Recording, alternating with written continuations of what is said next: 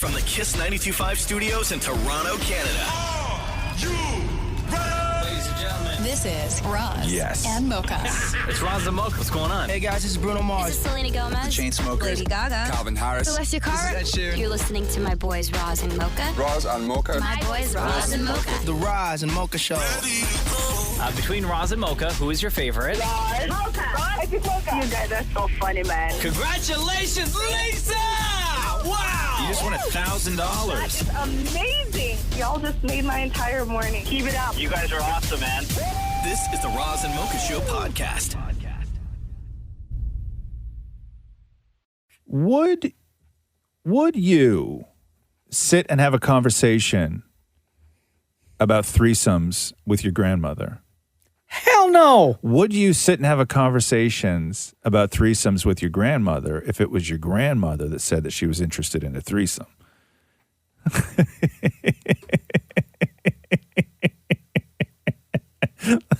Your face right now. Why you got to say that?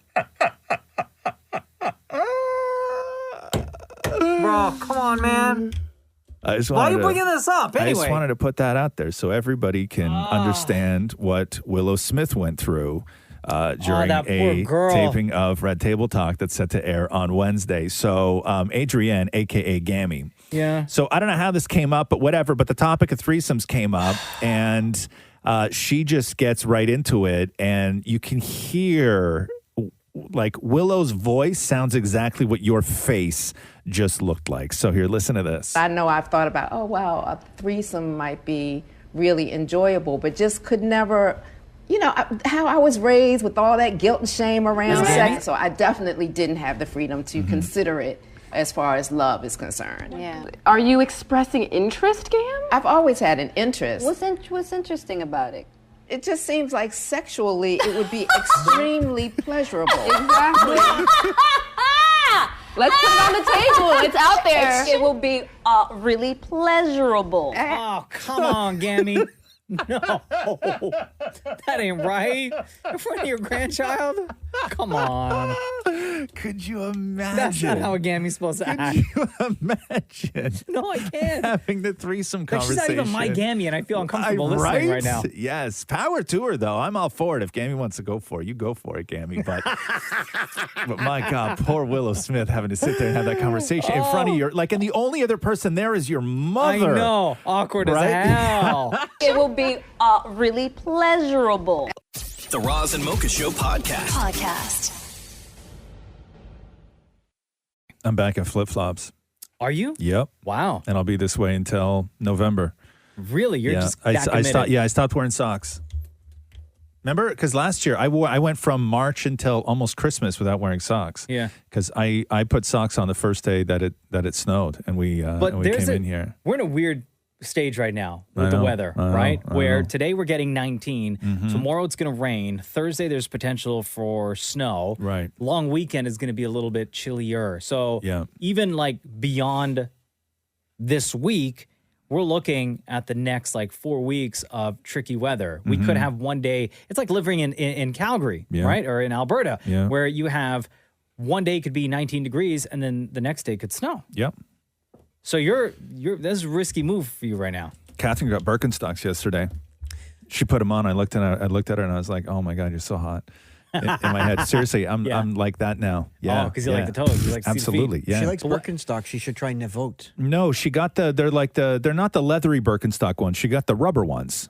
Rubbers? Yeah, they're just they're just made out of plastic, the whole shoe, and they're white. They look beautiful. Yeah, they look beautiful. Yes, they're sexy. I the guess ones that you could my say. wife has. She has the leather ones. Yeah, the hippie ones, right? Yeah. Catherine had the hippie ones. I don't think they're sexy though. Oh. These ones are sexy.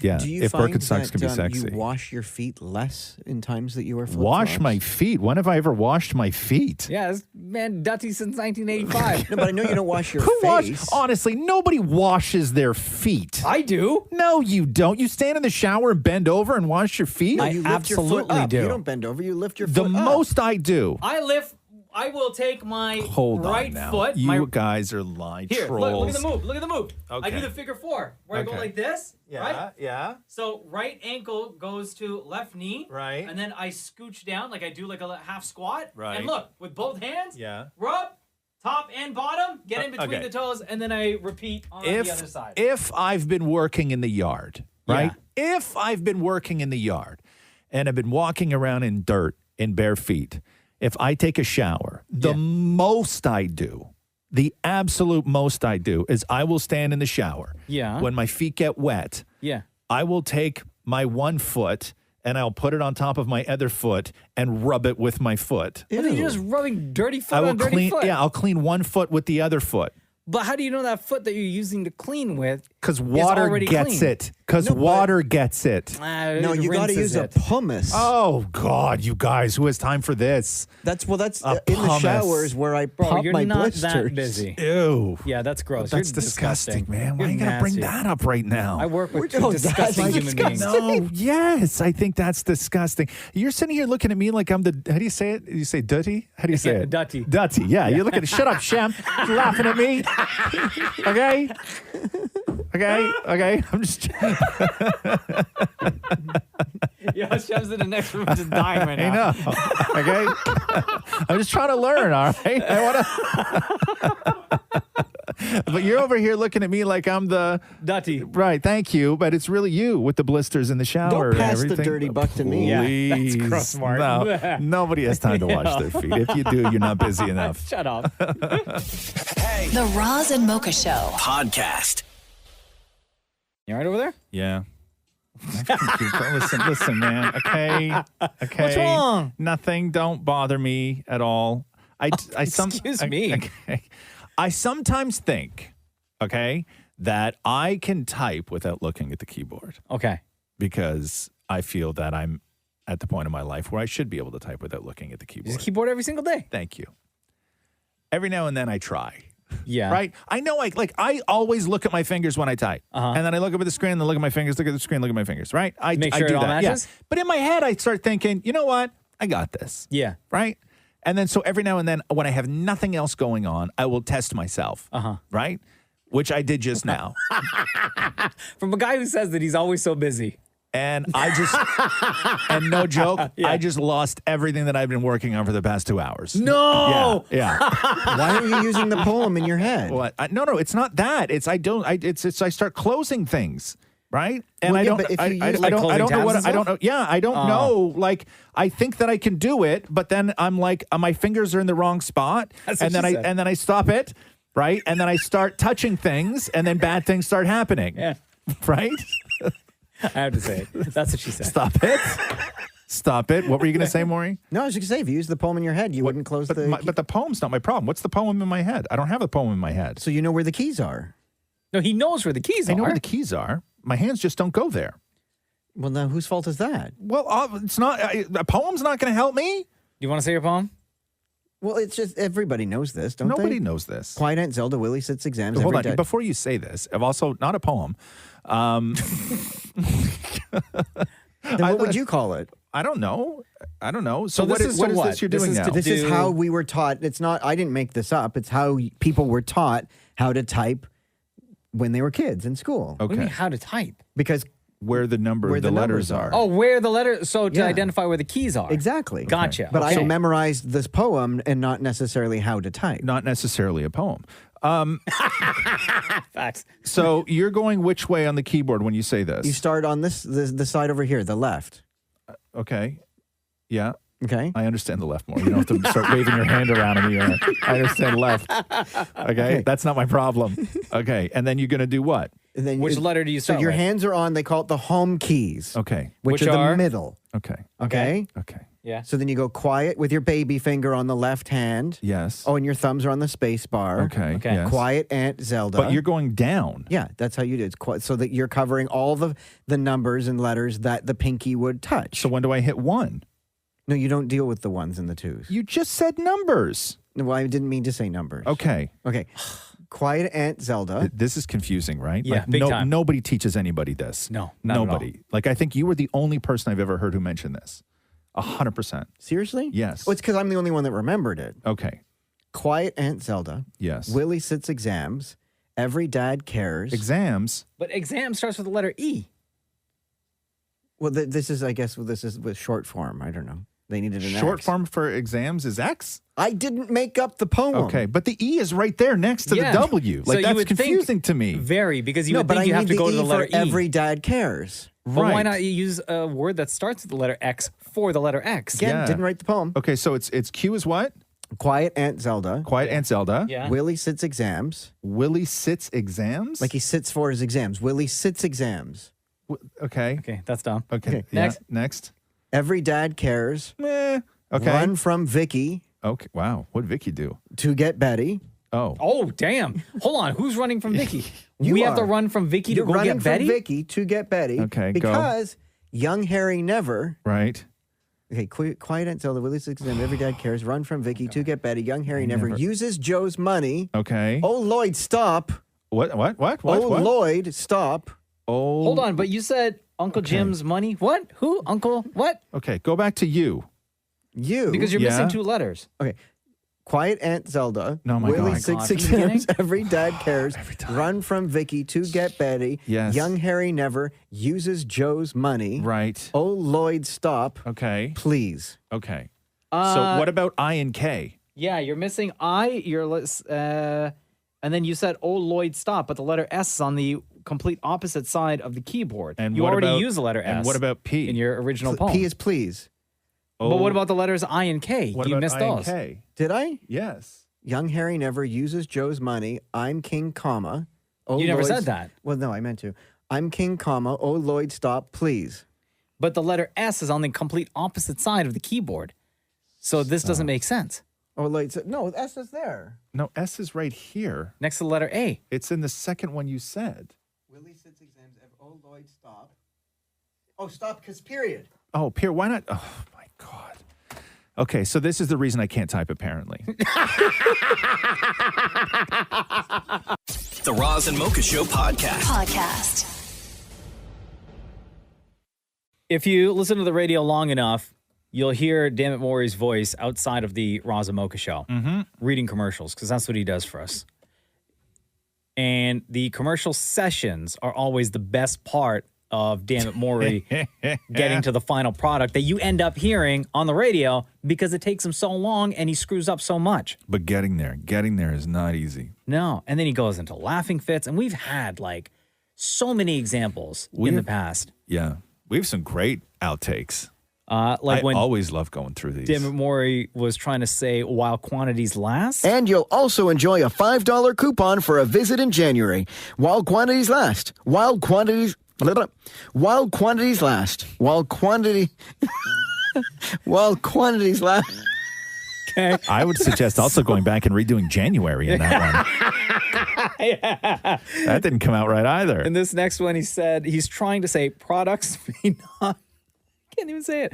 Products may not be right for you. Okay. Your natural health partner. Products may not be right for you. Product may not be right for you. Product may be right for you. Product may not be right for you. All right. So it's when he gets into those laughing fits that things kind of Was get that out one of of hand. was that one of those things at the end where you're supposed to say it fast, like some assembly required, like that kind of thing? Yeah. Here's Gotcha. another one. I'll play you one last example before Please. we get to the new one. Okay. It's America's Got Talent night on City. Don't miss another round of auditions and It's America's Got Talent night on City. Don't miss another round of auditions. Okay, so he couldn't say auditions. So he's doing a commercial yesterday for the government of Canada. It's a big one. The line is this. This employment Ontario service is funded in part by the government of Canada and the government of Ontario. Okay. Okay? Fair enough. Standard There. I said wording. it in 2 seconds. Absolutely. Done. Right? I'm going to go home. Okay. I found out yesterday Yeah. that Dammit Maury spent Okay. 30 minutes. Excuse me. Trying to get through this commercial read with the producer. 30 minutes? 30 minutes trying to get through this commercial read. And This Employment Ontario service is funded in part by the Government of Canada and the Government of Ontario. Okay. There. Done. Fair enough. Here's what it sounded like coming out of Dammit Maury's mouth. This Employment Ontario service is funded. This Employment Ontario service is funded in part by the Government of Canada. This Employment Ontario service is funded. This Employment Ontario service is funded. Here's where it goes downhill. This Employment Ontario service is funded in part by. Okay,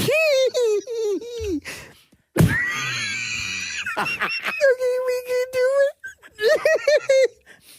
This employment. Okay.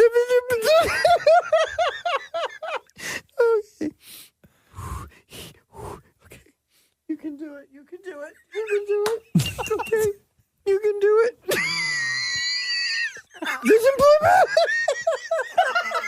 This Employment Ontario service is funded in part by. This Employment Ontario service is funded by. This Employment Ontario service. This Employment Ontario service is. This Employment Ontario, I can't do it. Okay. This Employment Ontario service is funded in part by Government of. This Employment Ontario service is funded in part by the Government of Canada and the Government of Ontario. Oh, come on. I like how in the first one you tried to slide on Canada in there by the Government on Canada. This Employment Ontario service is funded. This Employment Ontario service is funded in part by the Government of Canada. Imagine 30 minutes of that. The Roz and Mocha Show podcast. Roz and Mocha's DM Deep Dive. When you have nothing to say, why do you always say it to us? Hello, Deepa. Welcome back. How are you today? Hello, I'm good. How are you guys doing? Deepa, what is going on in our DMs? The first comment comes from Sylvia. I think the perfect man would have Roz's voice, Mocha's looks, and Maury's eyes. Wow. Maury's eyes? Maury can't see. Does she have COVID? I don't. Why is that your natural response to Sylvia's comment? Please. So Roz's voice, my looks, damn it, Maury's eyes. Yo, Maury's. On my worst day, I look better What? than both of those guys. Okay, are you Roz? I'm always No curious. offense. Like, offense taken. Just because you say no offense, it doesn't mean the comment doesn't hurt. I thought that was the rule. that's definitely not the rule. Oh. But are you kind of hurt anytime somebody says that Mocha's better looking than you? Because that's exactly what Sylvia is saying. What gave you that impression? I don't know. Just a Roz thing, I thought. What on earth gave you that impression? I don't know, Next question. Next question. Okay. Oh, the next one is for Maury, Roz. stop looking at me with the baby blues, okay? This comment comes from Danny. Shout out to Roz for being so sexy with that gray beard. Whoa. Oh, there you go. Okay. Yeah. That's a compliment. That's a compliment. It took Mocha forever to even acknowledge that he had gray in his beard. Do you know that? It took him forever. I barely have, like one or two. You have to you need Maury's glasses. I think magnifying you to find the need grays on my glasses. beard. Maury, bring those beautiful eyes in here and count the grays. I'm just kidding. Yeah, it took Mocha forever to acknowledge that he had gray in his beard. Forever to acknowledge. Did you be honest? When you started going a little gray, did you just ferment it? Did you color it? No, never. Never? You never I did? contemplated at one point, but I never went through You never with it. did, huh? No, Because not I at all. remember, maybe it's just because it was long and then it was short and then it was long, but I remember seeing gray in there and then one day I didn't see any gray. This next comment comes from Anonymous. Yeah. Good Lord, Roz, I love you, but you make it real hard when you complain about cabbage. You can ask, you can ask the produce manager to cut the cabbage, and they will sell it in quarters, and the least you can buy frozen. How was this? Pause. Stop your complaining. But much love. They ended it with thanks. much love. No offense. Because last Right? week you were saying your biggest gripe at the grocery store is having to buy a whole head of cabbage and only using a tiny little bit. I need a tiny little bit for tacos. And you buy a whole cabbage and it takes up a shelf in your fridge. You can't even put it in the crisper. It's too big. It's too fat, right? You put one carrot in there, you can't put a cabbage in there, right? It's got to go. So it has to take up a whole shelf. And I only want a little tiny bit for tacos. So I never wind up having cabbage on tacos because I refuse to buy an entire cabbage. And it's the same thing with leeks, where I like leeks and things, but you used to use such a small amount of leek that these leeks that you buy are the size of a crutch that you would use to walk. And now that's what is in my fridge is I have the leeks as long as a leg in my fridge now that I'm never going to use them for anything. So after that time when you were talking about this cabbage thing. Yeah. We got a ton of people texting in saying, bro, why don't you just buy like bags of coleslaw? Yes. Because it has carrots in it. But you just need the cabbage. Just Then, pick out the I'm picking out carrots. Yeah. No, that's worse.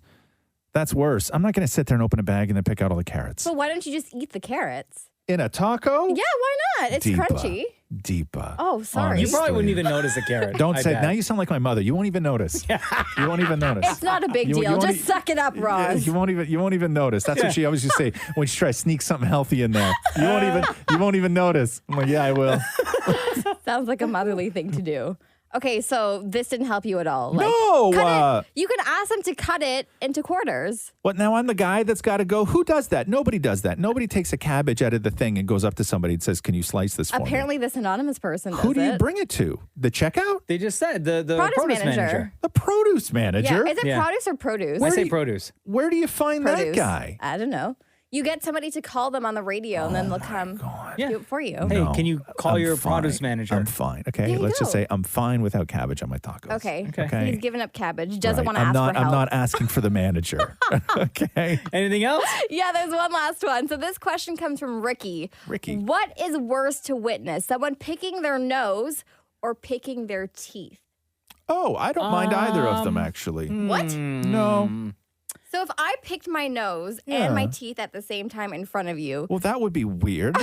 I would think that you would. I would be concerned if I felt that you were like going at it with two hands. multitasking. No, I would be concerned if somebody was doing it at the same time, or even with the same hand. I guess like the thumb in the mouth and the finger in the nose. Right? Oh, yeah, no, that's too risky. That would It's a be little too bit risky, excessive. right? As long as it's not a high risk maneuver. But I really have no problem with somebody picking their nose, Really? or picking their teeth. No, it I doesn't would bother say me at all. nose is probably the more bothersome. Yes. Yeah. Why is that? I don't know. Maybe because it's dirty. I don't know if it's dirtier Is or it not. though? It's I not don't know. though. I It's don't not. know. Picking something out of your nose is decidedly not as dirty as picking something out of Picking your something mouth. out of your mouth, yeah. Right. I don't know. I still think nose. Really, huh? Yeah. Yeah. It just I bothers think so. me more. Yeah? I think so How about too. you? Yeah, Yeah? it's Nose? the nose. I have this vivid memory of one of my first days at kindergarten. And a kid was picking his nose, and he sneezed at the same time. Oh, poor kid. And everything oh, no. just came out. Oh, no. Kids are gross. Kids are so gross. Yeah. Kids are so gross. And that's one of the, what is kindergarten? Kindergarten. I bet you he saved it for later, too. No! I just remember he was smiling so big after, and he just kept That's like a himself. baby. You know, like when a Finger in baby his nose. sneezes and they just cover their face in snot and they have Yeah. no Yeah. idea. None. Right? I'm like, oh my God, that freedom, right? Just have to have not have any clue, not even bothered by it. Babies are gross. DMs are wide open, so slide in, make a comment, ask a question, whatever. And Deepa, thank you very much. We'll see you tomorrow. Yeah, see you guys tomorrow. The Roz and Mocha Show podcast. Episode 2 of the Falcon and Winter Soldier is available right now on Disney Plus. No spoilers.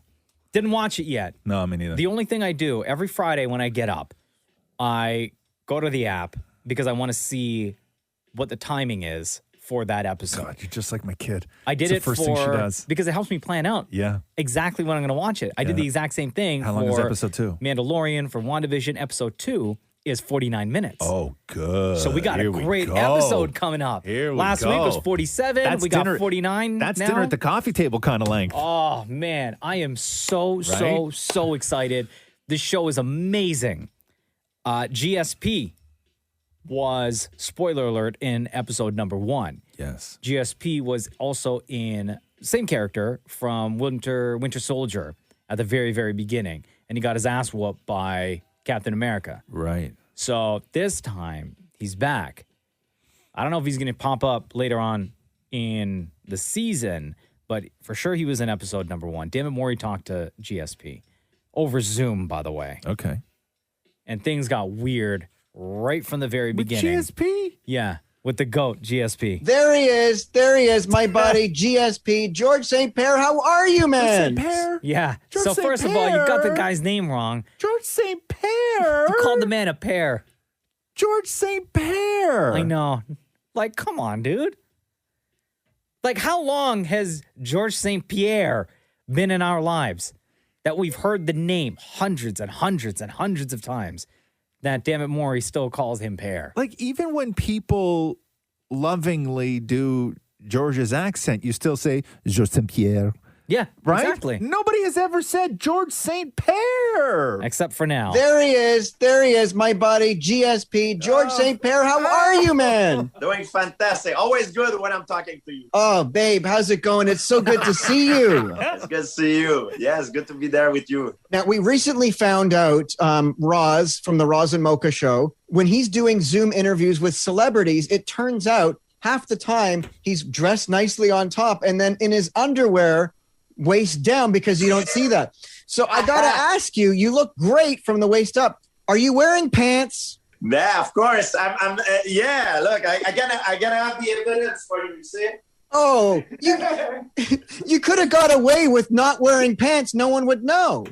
Well, I could, but imagine if I hit the tripod and my camera falling, you people see this. It would be a disaster. No, we'd go viral.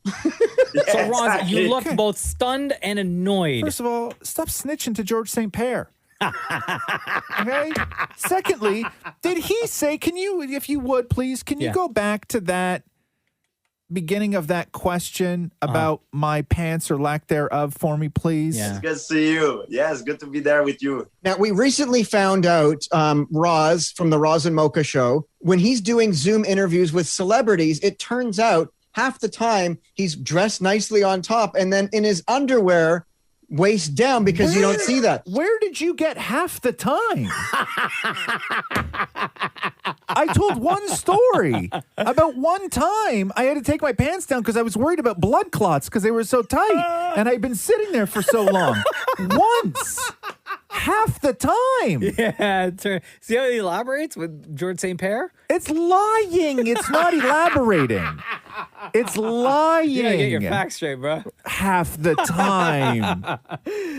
Damon Mori talking to GSP about his role on Falcon and Winter Soldier. With your background in mixed martial arts, do you have to hold back when filming fight scenes as to not hurt the person you're fighting? Well, I everything you do for the TV, it's different than in fighting, because in fighting, when you throw a punch, you don't want to telegraph, but for the TV, you have to do everything bigger to make it look good on camera.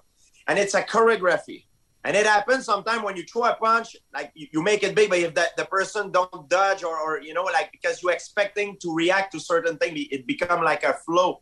It could happen sometimes that, you slip or you can, you touch someone. So it could be dangerous in a way as well. It's not because it's not real fighting that it's 100% safe. You still look bothered right now, Roz. I'll tell you, I would not even fake fight with GSP. I would much take an actor over somebody. I couldn't stand there and fake fight with somebody who is just so comfortable with the feeling of somebody else's jaw on the end of his fist. Right. You know what I mean? Yeah, no, like at some completely. point, instincts kick in. Yeah. Right? Because when he throws a punch, it's like getting hit by a cinder block. Right. Right? No, thank you. So- Half the time. Yeah, you're real upset, huh? Bro. You gotta apologize, Dan Mori. That was the great George St. Pierre on with the Roz and Mocha Show. The Roz and Mocha Show podcast. You remember when Endgame came out and everybody was talking about how Thanos was daddy? Oh, yeah. You know what I mean? Remember Set that? the thirst trap right away. Man, that's because so what funny. happened was people started obsessing about Thanos' ass, right? Because the theory came out that Ant-Man was going to shrink down tiny, go up Thanos' ass, and while he was inside, he was going to expand to giant and just split Thanos in half. Yeah. So the obsession then became about Thanos' ass in this sort of fictionalized CGI character. Yeah. And do you remember when Josh Brolin posted the picture of naked Thanos? I don't. You don't? No. Here, this is what it looked like. You don't remember this? when he acknowledged it and then called it something like a big beautiful purple peach. Look at that, yo! Right? You does squats for sure, right? Yeah. And now there's another CGI ass that everybody's talking about, which is the new movie, the new Godzilla versus King Kong movie. Oh, yo, that movie looks lit, right? Yeah. But the thing that everybody's noticing is that they gave King Kong like human ass cheeks. No, they didn't. Yes, they did. How you gonna do that to Kong? Right? Well, because I mean, gorillas have like butts, but it's like a tiny little ill-formed, Like where Thanos had that big, beautiful purple peach. Yeah, beefy. Right? They gave Kong these tiny little weak cheeks. Oh, no. Right? I can do that to Kong, man. It's a problem.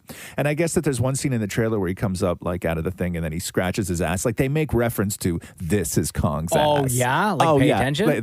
Like pay attention to this, Yeah, right? you're going to want to see what else is going to happen throughout this movie with that ass. Yeah, Godzilla, you got fired? You want to know what I got? That ass. Anyway, Dammit Morey sat down with. I love this kid. Do you know who? Julian Dennison is? I do not. He was in the Christmas Chronicles. Yeah, and he was in Deadpool 2. Okay, like hysterical kid, and he's one of the stars of Godzilla versus. King Kong, Godzilla versus Kong, and with Millie Bobby Brown and Alexander Skarsgård. Everyone is talking about this, so I think we should as well. Kong's ass in this movie. Like it seems as though they put a lot of attention to his butt. Yeah. I'm jealous of Kong's ass. Like he hasn't held back from the squats at all. No, yeah. I noticed it as well. He is pretty thick with two C's, as someone would say. So he does have a pretty good ass in the film. And shout out to all the CGI guys for really paying attention to that. Right? What an uncomfortable conversation to have. You're a star of this movie. So many things to be asked about. Anyway, if you would like to see more of Kong's butt cheeks, it's Godzilla versus Kong opens March 31st. The Roz and Mocha Show podcast. Godzilla made a huge amount of money over the weekend. Wait, that came out already? Yeah, Godzilla versus Kong. Yeah, in theaters. Did $122 million overseas. Wow. Set a record for the largest, highest grossing movie during the pandemic. Wow. Yeah, man. I'm interested in seeing that movie. Not in the theaters, though. I'll wait. How was it, more? I thought it was really good. Yeah, but are you into? No, I'm not. And that's why I liked it. You've never liked the King Kong? Wait, you watched the movie already? Yeah. In theaters? No, at home on my phone. Yeah. Yeah, you watch it on your phone when they send you a link to watch that because you did the interviews for it, right? I know, but I lie on the couch with my legs up and You watch it on your phone? Don't get me wrong. I watched Avatar on a plane. That's true. No, but I can shove the phone between two cushions and it rests there on its own. Okay. But what about, why don't you watch it on the computer at least? But then I have to sit there. But do you not have a way to get like the thing from your thing to your other thing? No, there's no thing to put it on, so I shove the phone in the cushions. Why don't you shoot it? What do you call it when you take AirDrop. something? Thank you. The app won't let you do that. What do you call? AirDrop. You can't do that. No. Not AirDrop. Oh, screen. Share. What do you screen mirroring? Thank you. What's that? What? Casting, I guess. Yeah, I've never heard that. Mirroring. Yeah, mirroring, right? Sidecarring. That's what I use. That's what I use. That's what I use. No, it's a great feature on Apple. Yeah. No, won't let me do that on the press thing. I don't know if you know what you're doing. Probably not. Yeah. So anyway, you liked it on your phone. I loved it. Is it a very dark movie though? It seems really dark to me. Like literally dark? Like literally dark. Not dark in tone, but like it just seems It really is very dark to me. Like there is no daytime. Oh, I can't watch that, man. Why? I realize I can't watch dark things anymore. My eyes just aren't good enough. And you know that when you go on my profile on Netflix, I have mine, Catherine has hers, Roxy has hers, everything else. When you go on mine, subtitles are permanently set to be on for everything. I watch everything with subtitles on. You are not the subtitle guy now, are you? Yeah, I watch everything with subtitles on. Yeah. But I thought for the longest time, you did not like subtitles. I know, but now I can't hear anything. They're mixing shows and movies now with the dialogue so deep down in the mix, and everything is so dark. It is literally a struggle for me to watch everything. Can I suggest what my grandmother does? What's that? Wireless headphones. No, because I like to have a conversation with Catherine when we're watching something, right? So have one ear on, one ear off. No, because then how's she going to listen? Yo, right? Okay, I am legit. I'm getting worried, man. About what? About Netflix. You. Me too. Everything is too Netflix. dark and too quiet. I'm worried about you, man. Like your vision, your hearing. No. It's just. Do you have a hip problem? I can watch something old, right? Like if I go back and I watch an old movie, I can watch it no problem. I can see it no problem. I can hear it no problem. But all these new shows, right? Like all these new shows and movies. I tried to watch Tenet, right? I couldn't watch it. Why? It was on. I couldn't see it and I couldn't hear it. I couldn't hear a word they were saying in this movie. I swear to God, man. Right? I couldn't. Nothing. Do you sit like 2 feet from the... No, and I'm not far. I'm like 8 feet, what you're supposed to be, according to medical doctors, right? I'm legit kind of worried, bro. Don't worry about me. Worry about Netflix. The Roz and Mocha Show podcast. So Lil Nas X leveled up, huh? Wow, did he ever? So can't get that music video out of my head. So wild, dude. His new music video, what's it called? Call Me By Your Name? Mm-hmm. I saw this, like when it dropped late last week, gay Twitter was absolutely in a tizzy because they were celebrating this thing, calling it the gayest video ever made. People were loving it, right? Lil Nas X on his way up to heaven and then rides a stripper pole all the way down to hell, gives the devil a lap dance, right? Pretty much. As you do. What else are you going to do with the stripper pole, right? Ride it all the way to hell. It's there. It's there. It's not for decoration. And then he goes on and starts talking about how he is releasing a pair of shoes that are Nikes, and they have a pentagram on the laces that has human blood in it. Oh, my God. And they're releasing 666 exclusive pairs of these. By the way, the devil. If you haven't heard the song, this is what it sounds like. It bad just today. You hit me with a call to your place. Ain't been out in a while anyway. Was hoping I could catch you throwing smiles in my face. Romantic talking, you don't even have to try. You're cute enough to with me tonight. Looking at the table and I see the reason why. Okay. Baby, you live in the life. Yeah, I'm not gonna lie, the song's pretty lit. Yeah. But then when you mix it with the visuals, wow. So the You shoes in for it. are Nike Air Max 97 Satan shoes. Yeah. And the That's a shoes dope cost release, by the way. $1,000. So it's $1,018. They're available. And the video immediately shot to number one on iTunes, and Lil Nas X did a video where he was thanking his fans. I just hit number one on YouTube trending, 10 million views, and we number 3 on Spotify. And I just want to say thank you to everybody. Like, I don't take none of this for granted. I appreciate you. I love you. It took a lot for me to step out of my comfort zone like this. And immediately over the weekend, when this sort of went mainstream, people started having a huge problem with it. Mainly a lot of Christians had a huge problem with this, the pentagram Nikes, everything else. By the way, Nike says, we do not have a relationship with Lil Nas X. Nike did not design or release these shoes, and we do not endorse them. So they immediately separated themselves from the pentagram blood Nike editions of the running shoes that Lil Nas X is running with. So a lot of people were flipping this clip around of the pastor going off on Lil Nas X. I don't know if you. I didn't know who Lil Nas X was. Little thug, whoever. I had no idea who he was. We was riding this morning. Hudson said, well, you know what made him famous? I said, well, he said, he was that horses song. Got my horses and whatever that song. I was like, man, that song's got a cool beat. I'll never be able to listen to it again. Bunch of devil-worshipping, wicked nonsense. Pentagram wearing on your Nike tennis shoes 666. You think I'm going to stand for that? You've lost your mind. You tell Lil Nas X I said so. Bunch of Satanism, bunch of wickedness, bunch of devilism, bunch of demonism, bunch of psychotic wickedness. So that is a fast talker right there.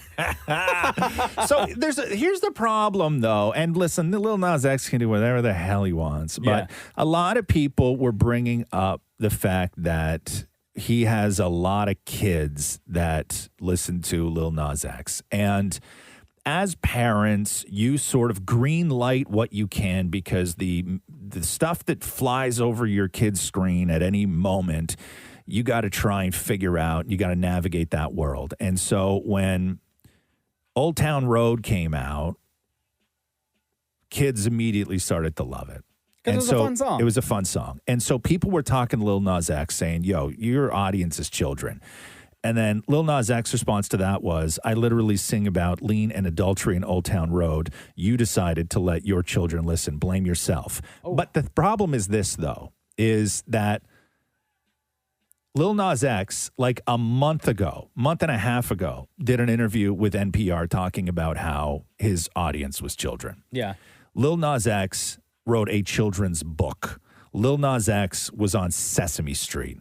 Lil Nas X was showing up to elementary schools and doing Old Town Road in front of 7-year-olds, right? He embraced the fact that he was a children's entertainer and parents greenlit him, right? And then he makes this turn and parents are like, whoa, what the hell, man? Like a little bit of warning. Like, Hannah Montana didn't turn into Wrecking Ball in a month and a half. No, this is like years in development. There was years of development in there. Yeah. So parents are, I think, a little bit rightfully so, because we were all like, we greenlit this guy, right? Regardless that he says embraced him, welcomed him, thank everything. you. Yeah. And then he comes out with this, and then is now saying that it's our fault that people let children. Well, don't show up at schools, man. Right? Don't show up at schools. But I will say this in his defense, right? Everybody loved Lil Nas X. Mm-hmm. And if you're worried now, like that pastor, the fast-talking pastor, Lil Nas X. Yeah. Okay. If you're worried that Lil Nas X is going to make your kid gay, or if you're worried that Lil Nas X is going to make your kid a Satanist, Old Town Road was the biggest song in the world for a year and a half. Your kid didn't buy a horse. Your kid didn't become a cowboy. Right? Selling pentagram shoes and giving the devil a lap dance is not going to ruin your kid's life. So you need to step back a little bit from that. And I'm not going to lie, the new song's pretty lit. The Roz and Mocha Show podcast. So Lil Nas X's Satan shoes sold out. He was selling 666 pairs of the Satan shoes. These are the Nike Air Max 97s with a pentagram on the shoelaces and a drop of human blood supposedly mixed into it with the ink, which is incredible. Sold out already, huh? They sold out in an hour. Wow. So, that's why, even on Twitter right now, yeah, still trending is hashtag Satan shoes. Yeah. So they were selling them for like $1,000, a little over $1,000, and they sold out in over an hour. And then almost as quickly, Nike launched a lawsuit against Mischief, the Brooklyn company that did the stitching and did the design and everything else. But who got the blood? On the Satan shoe. Allegedly, with this sneaker with the blood. Alleged blood. Yeah. Where's the blood come from? I don't know. Whose blood is it? I don't know. Do you want to know? Maybe it's Lil Nas X's blood. Is it like they his? They only made 600 pair. No, I know. So is it like they just filled a vial of his blood? Yeah, sure. And Just like one drop? A little drop on it. Yeah. Doesn't seem sanitary to me, especially in the time of COVID. I Anyway, know. who am I to judge? I wouldn't trust him. You buy your But devil still, shoes. They It's all sold out. good. They sold out.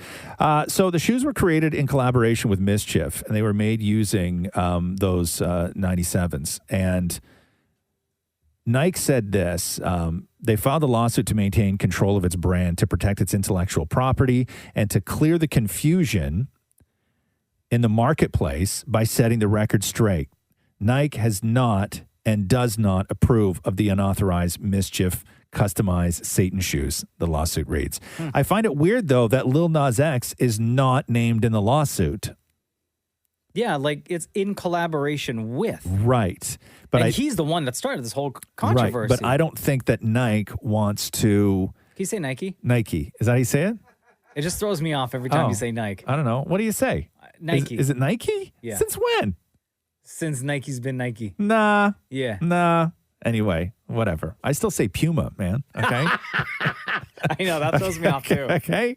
It's just how I grew up. I don't think that Nike wants to get into a lawsuit with Lil Nas X because that's when they open themselves up for a beating. Right. So Social go media. go after the Because company. all the Lil Nas X Exactly. fans will go after Exactly, them, right? exactly. Then then you get dragged into the social aspects of this. I think Yeah. that they're just going to stick to the marketplace, copyright infringement, all this other stuff, and go after the company that made the shoe, not the person who was selling the shoe.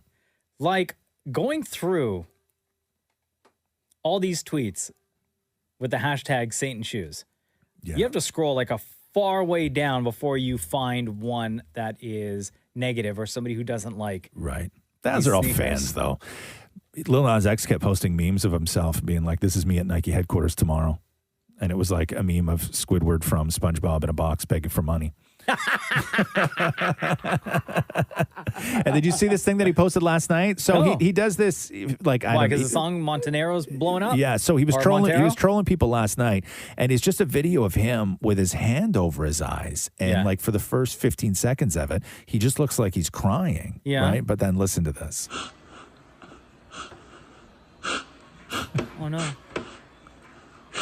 Poor guy. Yeah, I know. Devastating.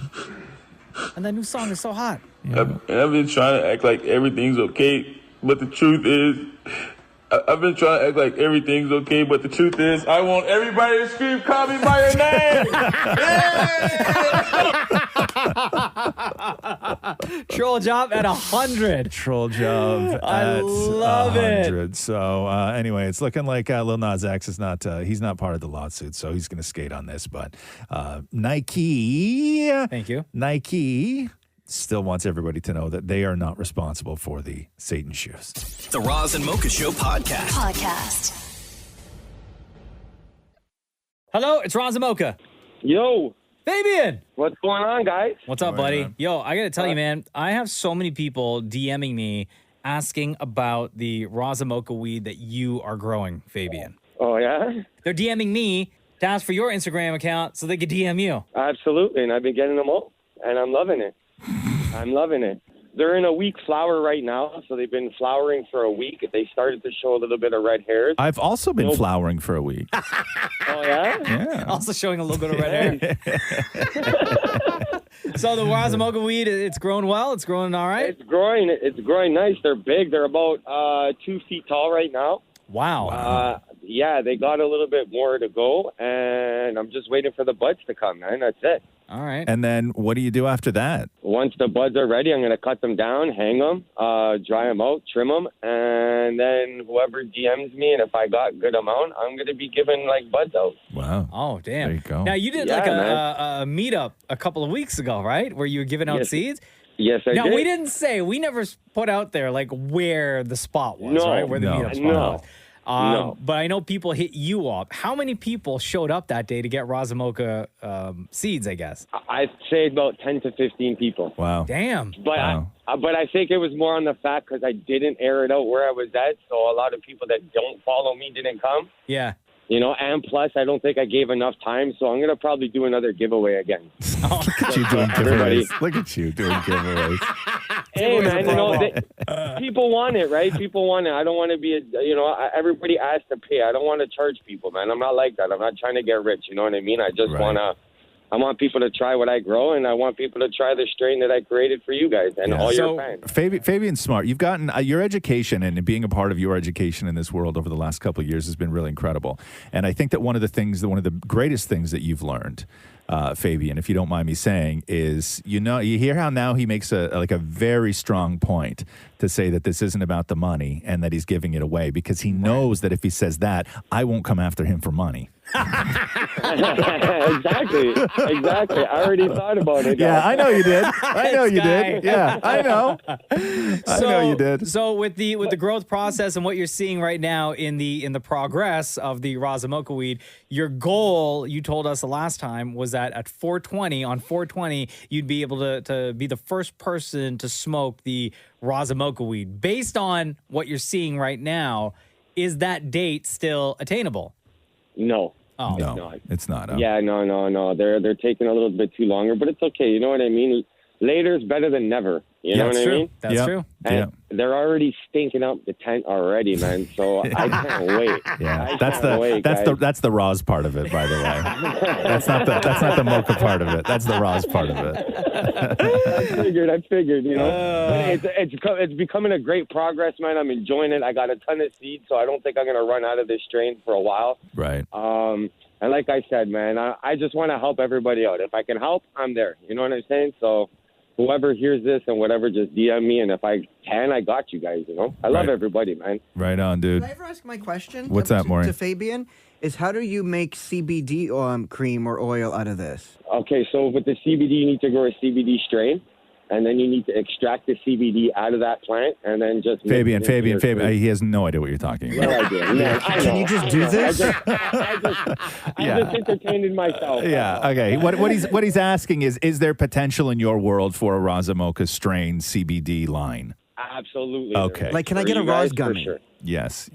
It won't be molded looking like Roz, just to let you know. Yeah, bro, that's when I really come after you for money. Fabian, always a pleasure getting the updates from you, brother. You know we love you. Same here, buddy. You guys have a great week. Right on, Later, dude. The Roz and Mocha Show podcast. Tell all the hunters to lay down their guns. Tell them that the tiger play this like everybody Little knows bit it? of love. Everybody knows this song. Let them Run the jungle. Let them roam their land. You really love this track. You played this. And marvel. You played more of this What a than beautiful cat.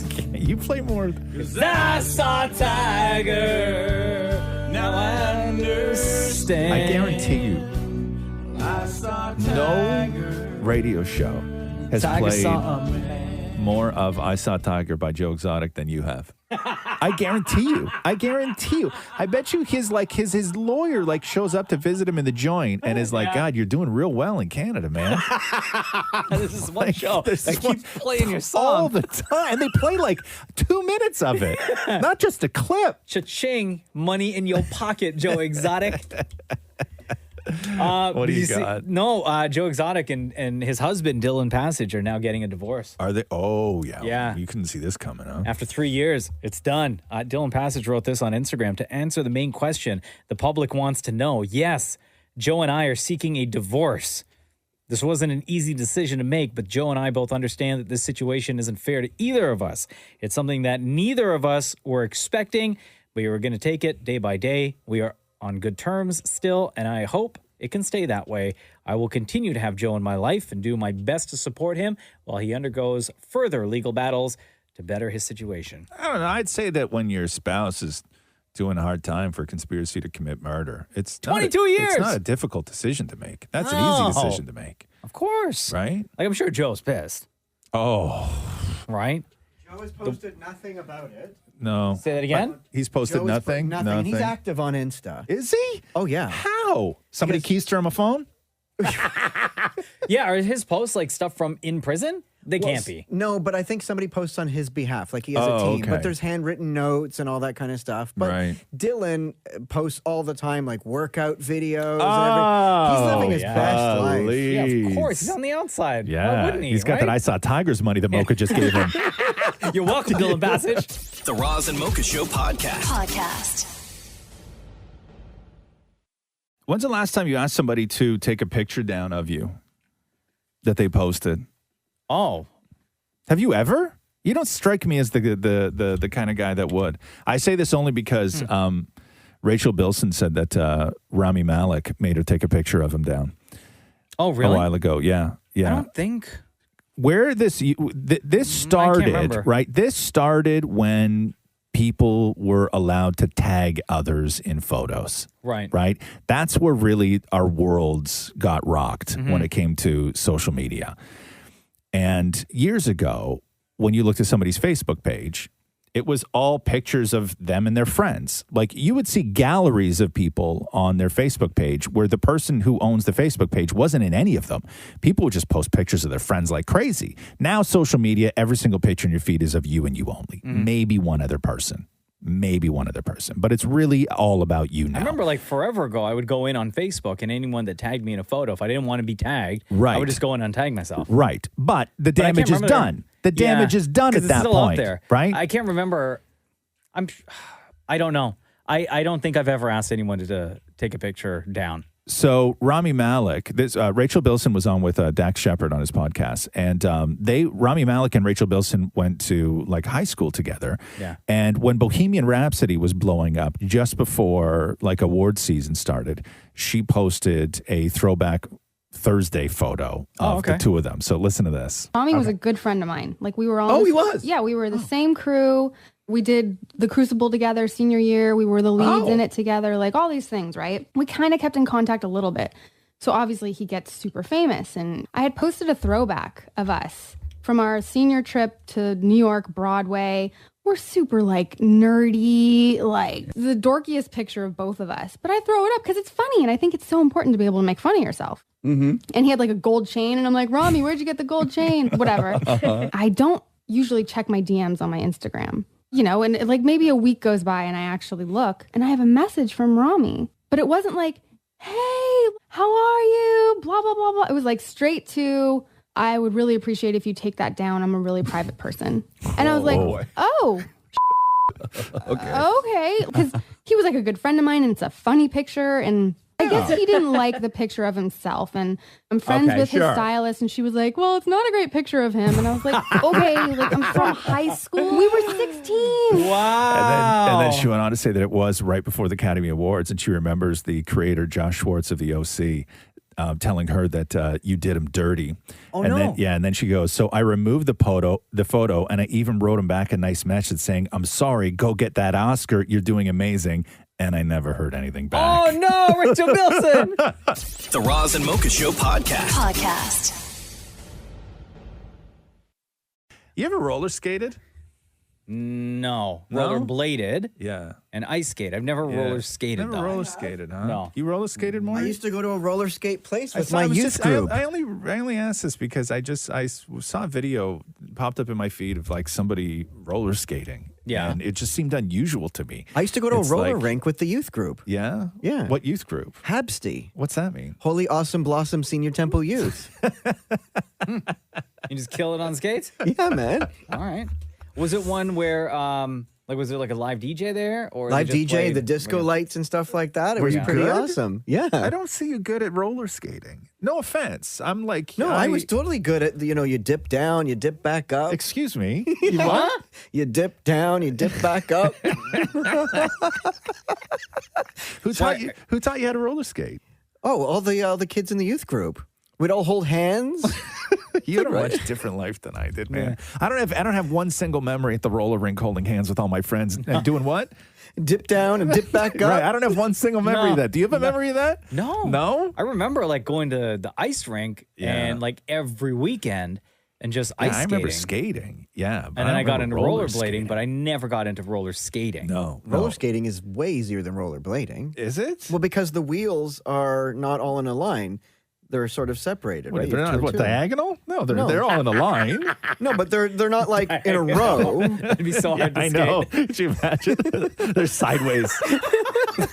You can't. I can only go left and right. Pull me.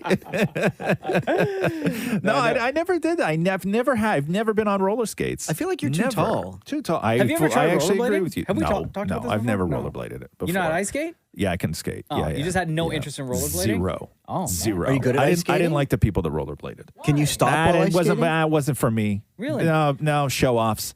Yeah. Because my house where I grew up. love No, you have rollerblading. to understand. My house where I grew up when we were in Acton, the house right beside my house was the school parking lot. Yeah. Okay. I lived right beside my school. I could go home to pee. Right.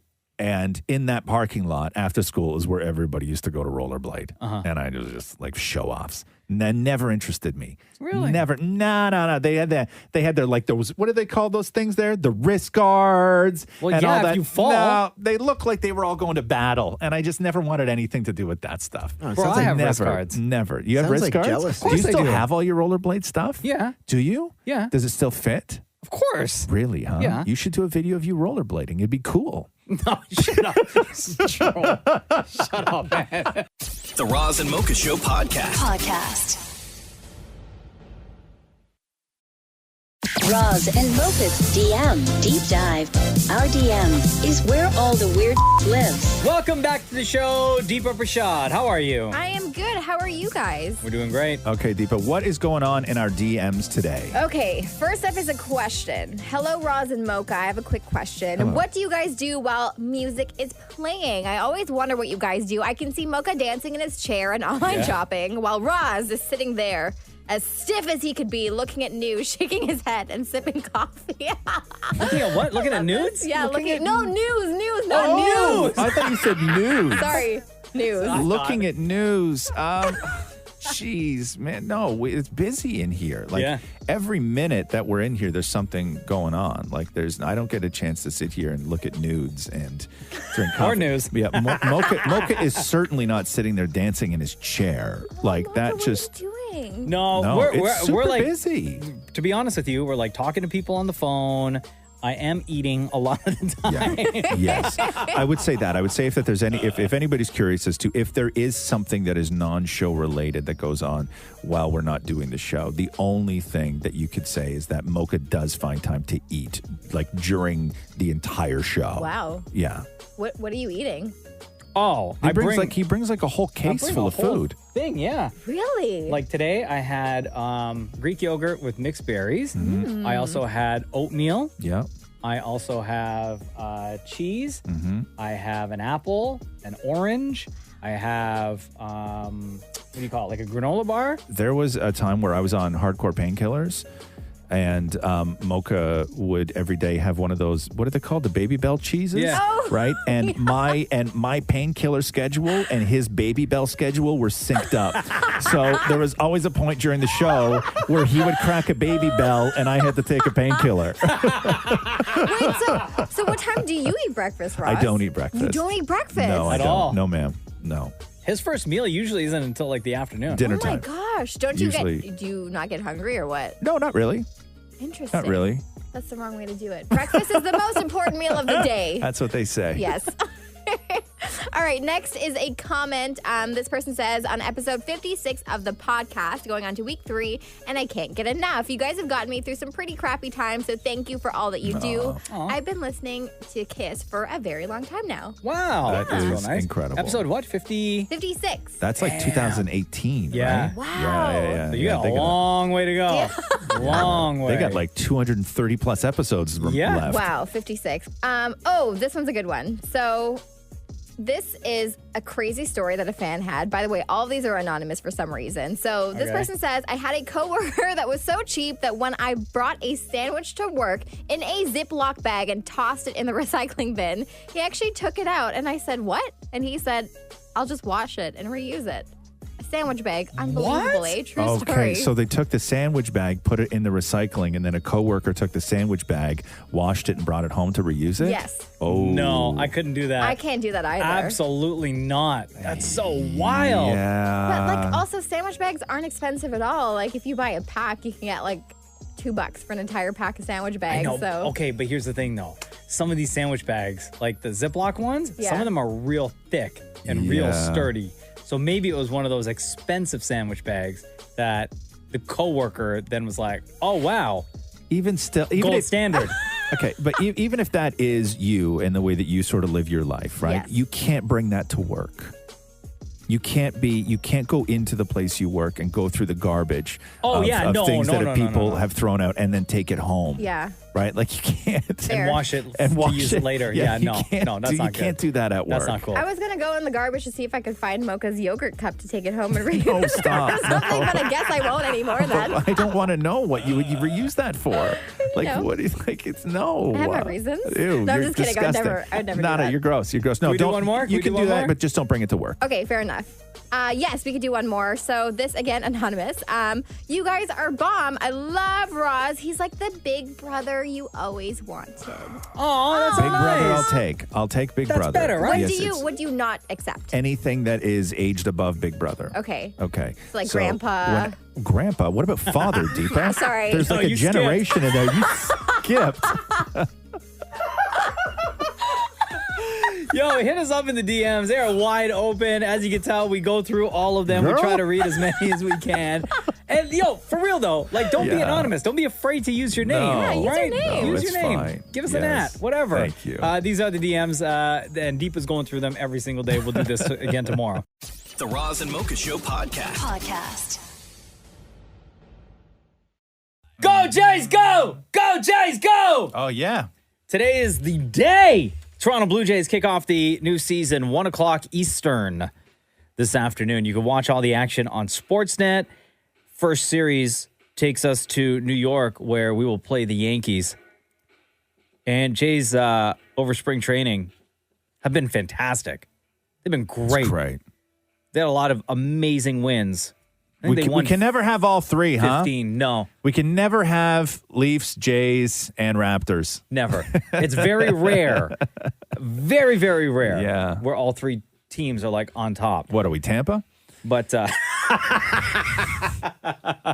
but the Jays are on track to having a great season. Dammit Morey chatted with pitcher Ryan Borucki. Love this dude. He's great. He's a lot of fun. I'm not going to get to the weird convo yet that took place. There was a weird combo between Maury and somebody? Yeah, like I'll just play this part, and then we'll move on, then we'll come back, okay? Oh, sure, yeah. So Since it's Easter, if I was an egg, where would you hide me? Okay. excuse so me. Ryan Borucki from the Toronto Blue Jays has an answer. You're telling me there's more interesting things than that? And he has Okay. his answer came rather quickly. Okay. Like he knew exact. Okay. But this is Damn It More talking to Blue Jays pitcher Ryan Borucki. What do you say to yourself to get yourself sort of hyped for the season if you were to talk to yourself? So, Ryan, you can do this.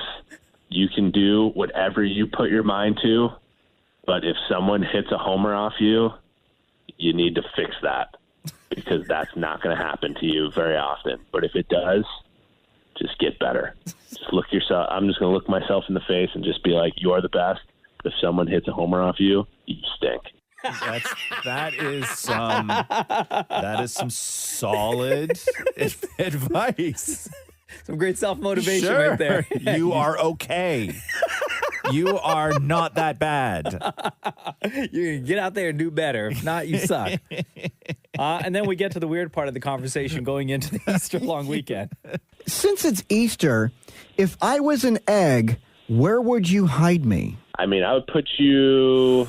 I'm going to put you somewhere in. I'll put you in Danny Jansen's locker because it's so messy. I don't think anybody can find anything in his locker. You'd be you would never get found. You might rot away.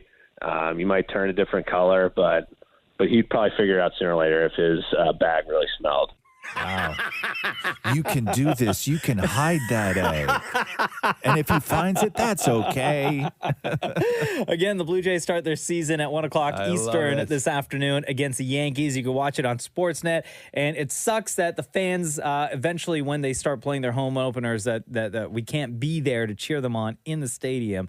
But Ryan Borucki does have a message for all you Jays fans out there. New season, Blue Jays. What are you saying to all the fans to get them hyped for the new season? Fans, we're back.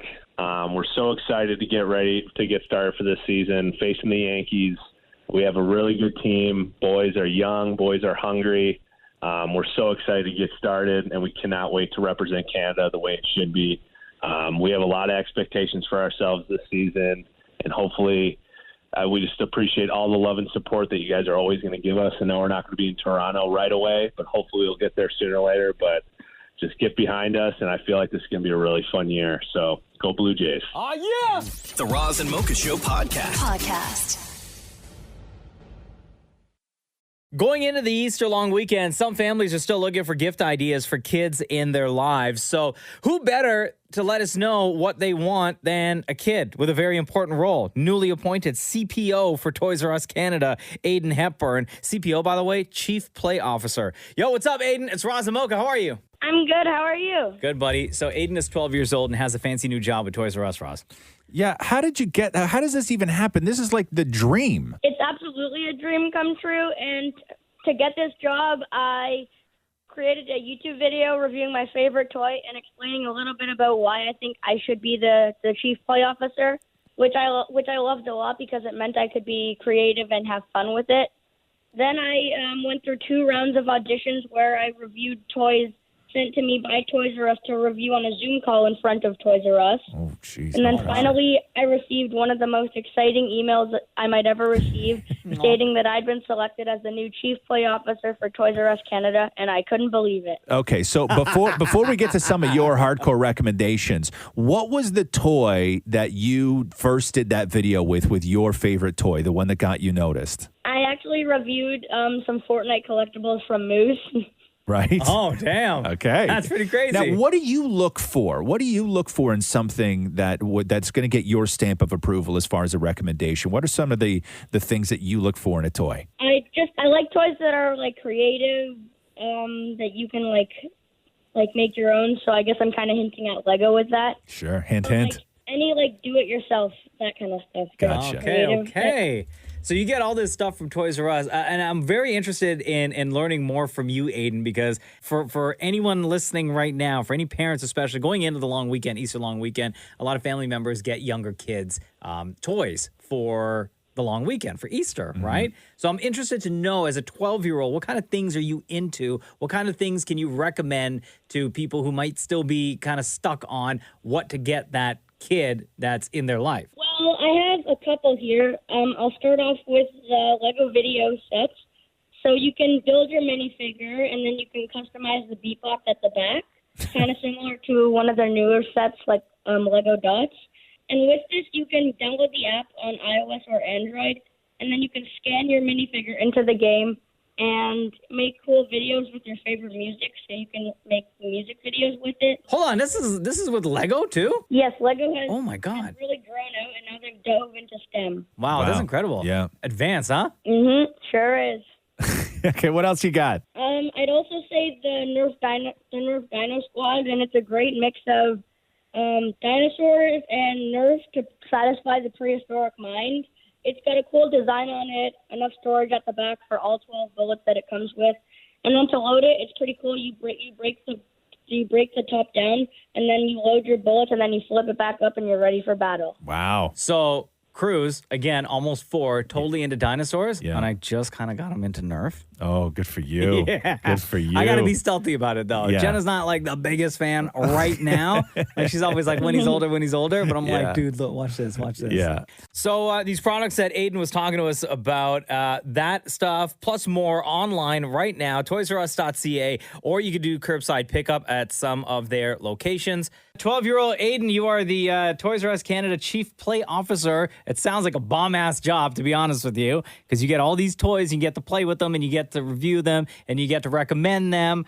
You're awesome, dude. Thank you so much for joining us on the Roz and Mocha Show. Thank you for having me. The Roz and Mocha Show podcast. Roz and Mocha's Fix My Life. What advice can you guys give me? Okay, so my question is... Got a problem you can't fix? Roz and Mocha got you. Hey, Jessica, what's going on? It's Roz and Mocha. How are you? I'm good. How are you? Doing great. Where in BC are you? I'm in Prince George. Nice. There we go. So what's going on with you? What's on your mind? Okay, so this is more like a FMCL. It's my cat's life. My partner and I need help picking a name. You wrote us this, Roz and Mocha. My partner and I cannot decide on what to name our recently adopted kitten, so we keep going back and forth with names. Please settle this for us. Gobi or Dodo? And then you gave us a picture of your kitty, who's adorable. A boy or girl cat? Yeah, he's a boy. Okay, he's a boy. So are these definitively the two names, Gobi or Dodo, or are you open to suggestions? We're very open to suggestions. For the last month, 5 weeks, we've been going back and forth, and yeah, we really can't settle on a name. So, geez, it's tough. I've leaned, immediately as soon as I read, one of them stood out just for practical reasons, okay? And that is, I think that when you have a cat, if you're anything like me or Catherine or Roxy, anything that is cute, you put the E sound on the end of it, okay?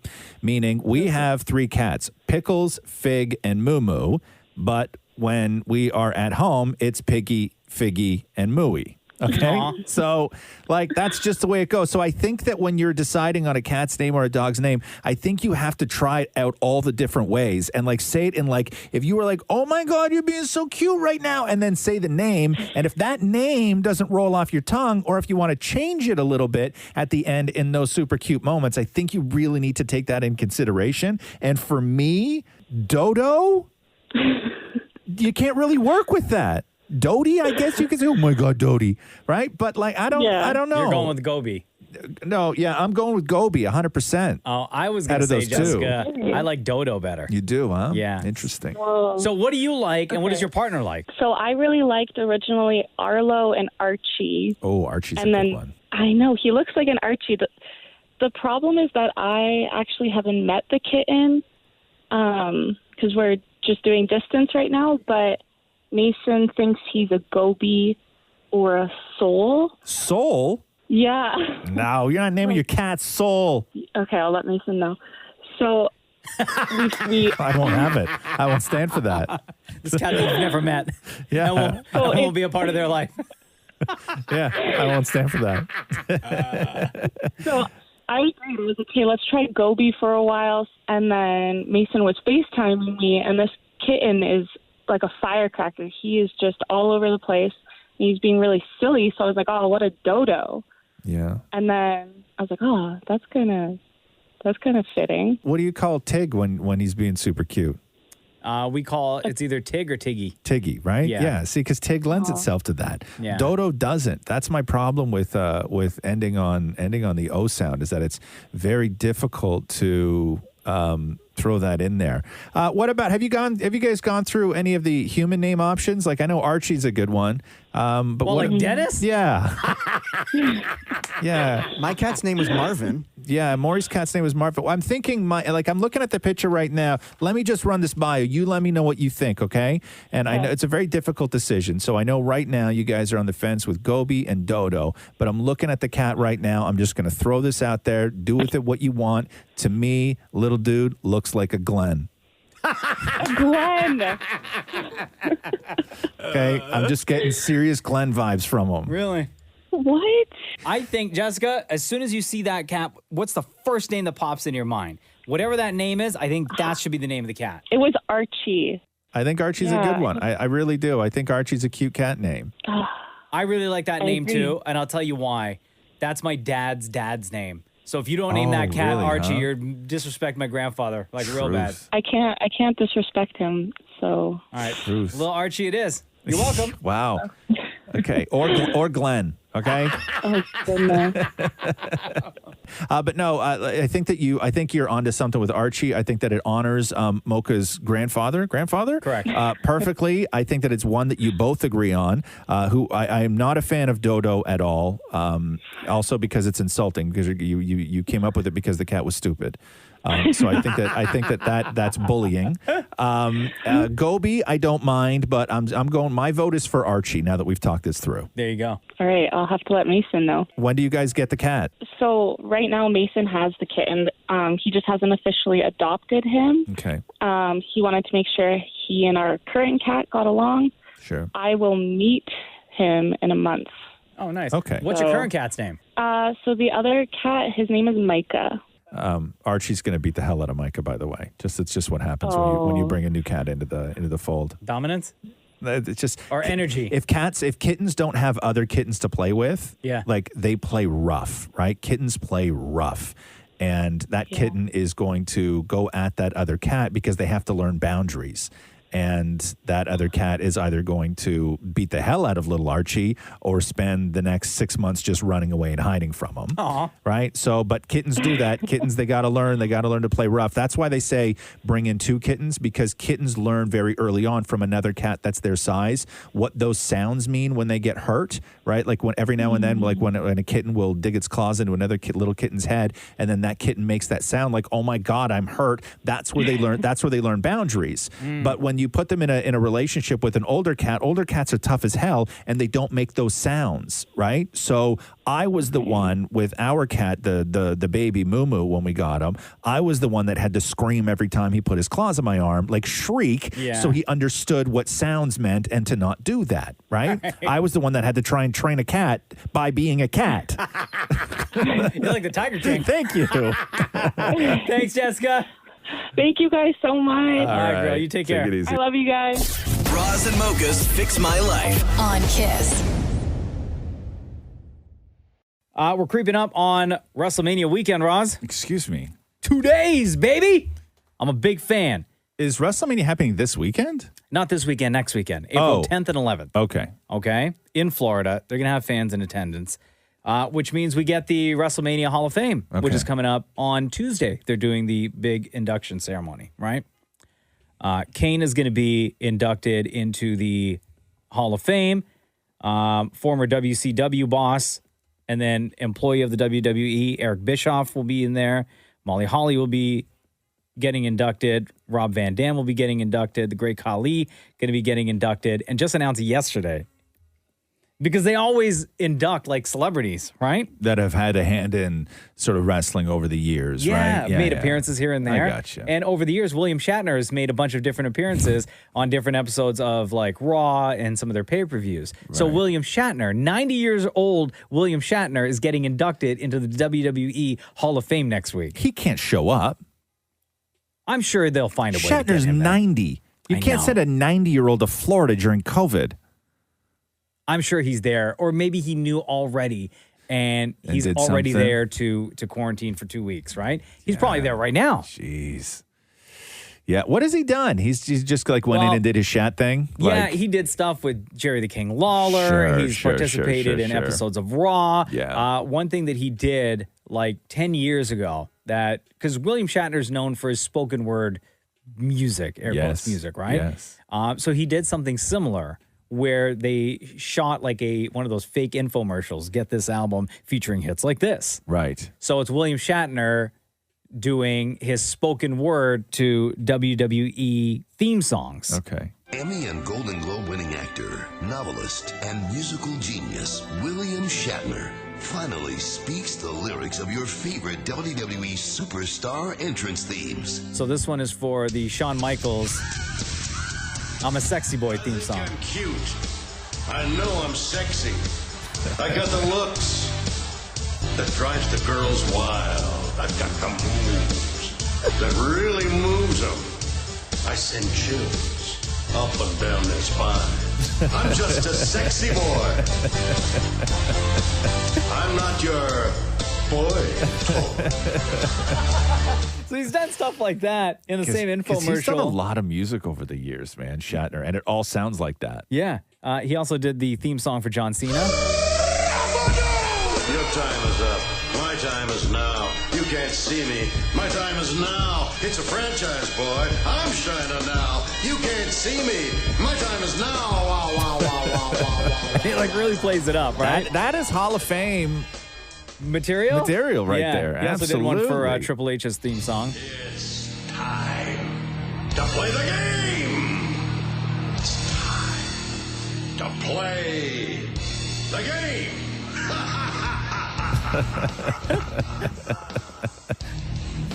It's all about the game and how you play it, all about control. And if you can take it, it's all about your debt. And if you can pay it, it's all about pain. And who's gonna make it? There you go. 90-year-old William Shatner inducted into the WWE Hall of Fame next week. The Roz and Mocha Show podcast. Is it a spoiler alert if I remind people that tomorrow's April Fool's Day? I don't think so. No? No. Okay. Because people get pissy about that. If you tell people like ahead of time that it's April Fool's Day, that's a spoiler. The next day, because Really? because people assume that people are going to forget and everything else. Oh.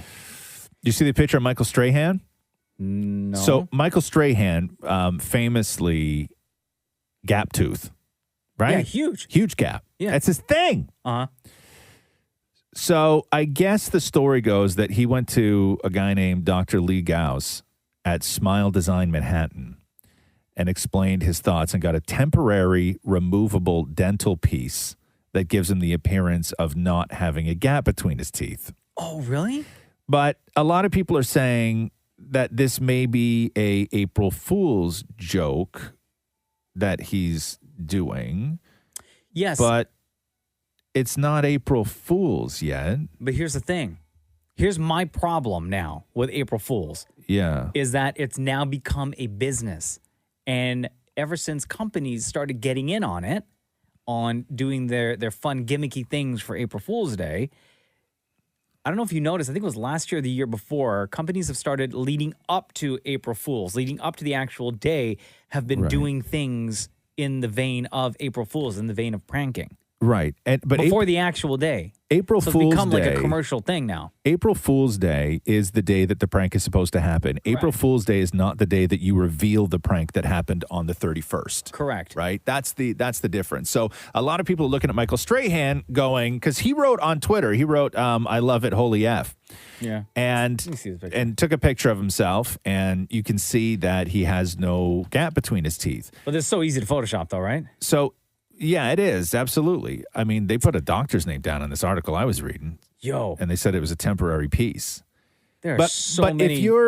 if you're going to that length to post a picture of yourself, like he wasn't just photographed like that, like he posted the picture, and nowhere did he say that this was a permanent fix. It's known that it's a temporary fix. So in what world does this even fit into an April Fool's Day prank? I don't know, man. This is not my Michael Strahan. No. I don't like it. I don't like it. Beautiful teeth. Don't get me wrong. Oh, Beautiful gorgeous teeth. Absolutely. I don't like it, though. Yeah. Give me back that gap. That's a whole gap in there. Roxy used to have a gap in her teeth when she had all the really? baby teeth, and I loved it. I Yeah. loved it. Yeah, she had my eyebrows and a gap between her teeth, and when she was younger, I was like, God, like I got to support this. I got to make her love her eyebrows, which are very much like mine, and the gap in her teeth. And I'm like, who has that? Like, who is the sort of role model for a young girl that has like a gap in her teeth and bushy eyebrows? And I was like, well, it's got to be Madonna, I guess. Right? That's the first one that came to my mind, too. Yes. I was like, well, I don't know if that's going to work for a 5-year-old, but okay. Yeah. Just keep playing the song Holiday over Yes, and over again. but I don't know what this Michael Strahan thing is. I don't see how this even works into an April Fool's Day joke because it's known that it's temporary. But if you check out the picture, honestly, it does not look like Michael Strahan. No. It's amazing what Isn't fixing it- the gap can do. How crazy that is. Yeah. It's a tiny, tiny gap. Yeah, well, Letterman in had between that his too, teeth. right? Letterman always had a gap Was it between a his gap? teeth. Yep, always. And then Jim Carrey, didn't he have like Jim a Carrey. chip tooth or something? Well, Jim Carrey chipped his tooth young when he was young, like Yeah. early in life. And then he took the cap off when he did Dumb and Dumber. Right. Right? He had it removed Right, to do right. to do Dumb and Dumber. Yeah. And then put it back on. Yeah, I don't know.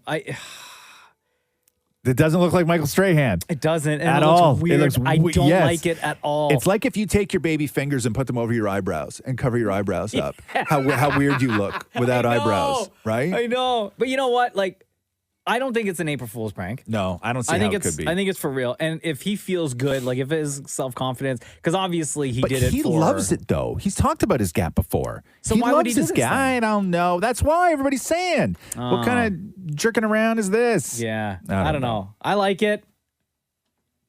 I mean, I like the gap. I don't Yes. like... More- but if more he- quickly, if- quickly, Why didn't you tell Roxy about Elton John? Elton John? Come on, man. The Roz and Mocha Show podcast. Am I ever going to be able to get a haircut or what? No. Going back in a lockdown again.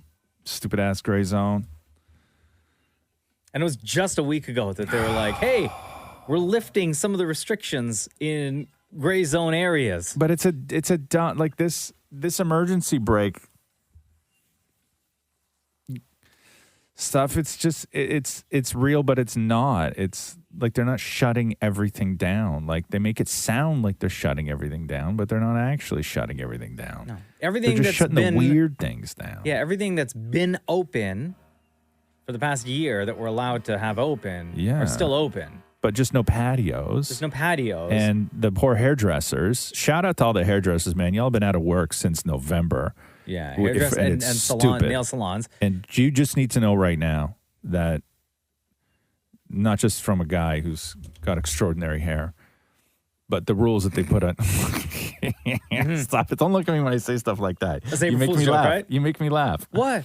You make me laugh. That's great. No, you guys have been through like the most unwarranted hell for you can literally work alone on appointment only Completely. situations and triple mask and somebody you don't even need to remove your mask to get your hair cut. Like if I can take the bus to go to the salon. Not if you could. Yes, right. Because I can No. the right. Yes. Say the sentence right. If I can take the bus Uh-huh. to No, go if to the you salon, would. if I would, right? Because if I, you wouldn't. No. But I could.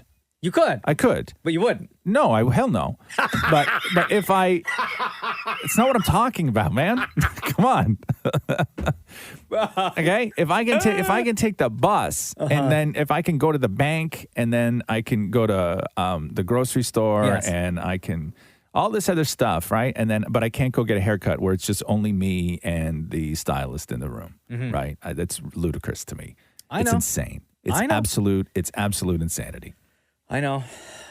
I feel bad. Like my barber right before the lockdown, right? My barber, he was working at one shop and then he went and he opened his own. Right. And right before the lockdown is when he opened his own shop. Yeah. And I feel so bad for this guy because crazy. this is like now he was like getting ready for The 12th. opening. The 12th was when it was all supposed to come back together for him, Yeah. right? So It's- I just feel like Man, my heart goes out to everybody. Last week, I walked into a Kitchen Stuff Plus just to look at things. I wanted to see things that people had put on shelves in stores. Yeah. I just kind of wandered You around. wasted your time going to Kitchen Stuff Plus? Yeah, I didn't mean, touch Paul Matt's anything. store. I buy all my gadgets from there. I didn't touch anything. I didn't buy anything. I asked the guy a question about something that I really didn't care about just to have a little human interaction. Yeah, like an orange peeler? Yeah, something like that. What's this do? And he's like, oh, let me tell you. And I'm like, awesome. It peels oranges. Yeah. That's all. Thank you. But no, I asked the guy a couple questions about stuff I had no intention of buying. And I just needed to go into a store. I needed to just like be around people in that environment. And it felt weird, right? I think, a lot of the confusion that you saw last night, because they're trying to do this to bring the numbers down, obviously, right? Because we're like 6 day straight where numbers of COVID infections are over 2,000. Sure. The cases are over 2,000, right? And the big thing I saw last night was everyone asking, well, if you guys are so worried, if the government's so worried about the case numbers and ICU numbers, and you're restricting in the gray lockdown zones, right? And a handful of schools across the province are closed right now because of COVID scares. Why are you not closing schools for a month to protect the students and, more importantly, to protect the teachers as well? But nobody has an answer for that. Well, I don't think they should do it. But what I'm saying is they're trying to, like, where does it start? Where does it end? This is the problem, is that for over a year now, everybody's been asked to do their part, and we all did our part. No, we didn't. Not everybody. Most of us did. Yes. Okay. And the problem is that you can't continuously ask people, whether it's grown-ups or children going to school, to do their part and be responsible when you give nothing back. Right. That's the problem, right? That's the problem. We're at like maybe people over 65 able to get a shot, and you look around what's going on in the States and everything else. Okay. They're doing 16-year-olds in New York next week. Oh. Okay. Yes. You can't continuously ask us to do our part when you don't do yours. Here's the other thing. That's the problem. That I have a question about. That's why people are dancing on tables at bars in BC, because you didn't do your part. We did our part. You didn't do your part. Here's my other question. Okay. So they keep talking about the case numbers. I don't want to get into this whole COVID thing or whatever we are. You don't want, okay. No. But here's the thing, right? They keep talking about COVID numbers and how the age demographic of who's getting it, right? Yes. Which is younger. Sure. But they're rushing to give the vaccine to people now soon to be 60 and older. Right. Why not jumpstart and let's start vaccinating everyone else? Because the older people are still the most likely to die from it. But it's a young people can get it. Young people are getting it. Old people are still the ones that are most likely to die from it. But don't you also want to protect the young people from potentially getting it and then passing it on to an old person? No, you want to protect people who are going to die. It's about saving lives. I don't know. I'm but confused. anyway, do your thing. Do your part. We did confused. ours. We did ours. It's ridiculous. And we need haircuts. And we need haircuts. Yeah. Look at me. We all look ugly as hell. Right? Well, hold on now.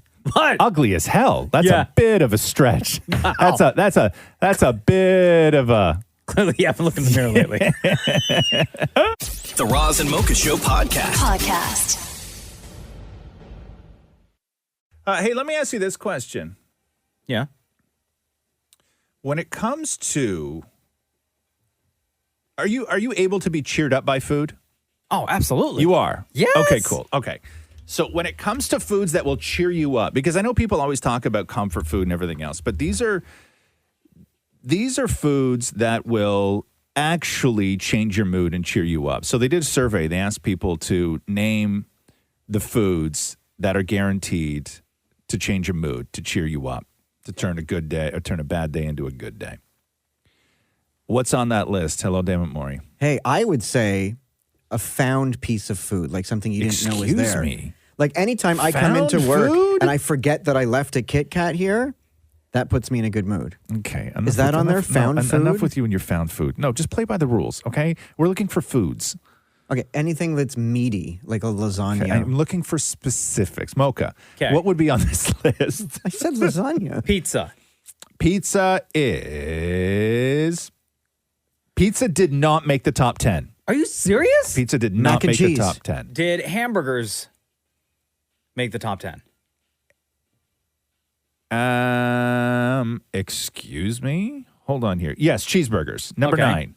Did pasta make the top 10?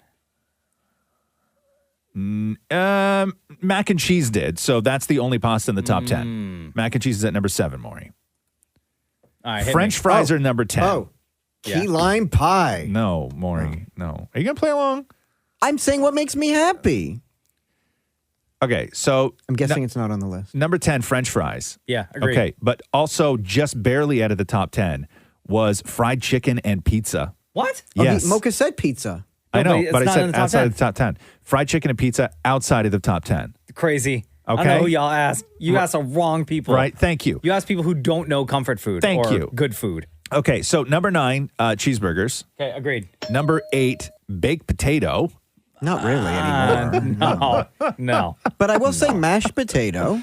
Number 7, mac and cheese. Number 6, mashed potatoes. Okay. There you go. Yeah, agreed. Number 5, waffles or pancakes. No, thank you. No. No? I'm going to go back to number 4. I'm going to skip number 4 and I'm going to go back to number 4. Okay. Number 3, they said steak. Oh, yes. I agree.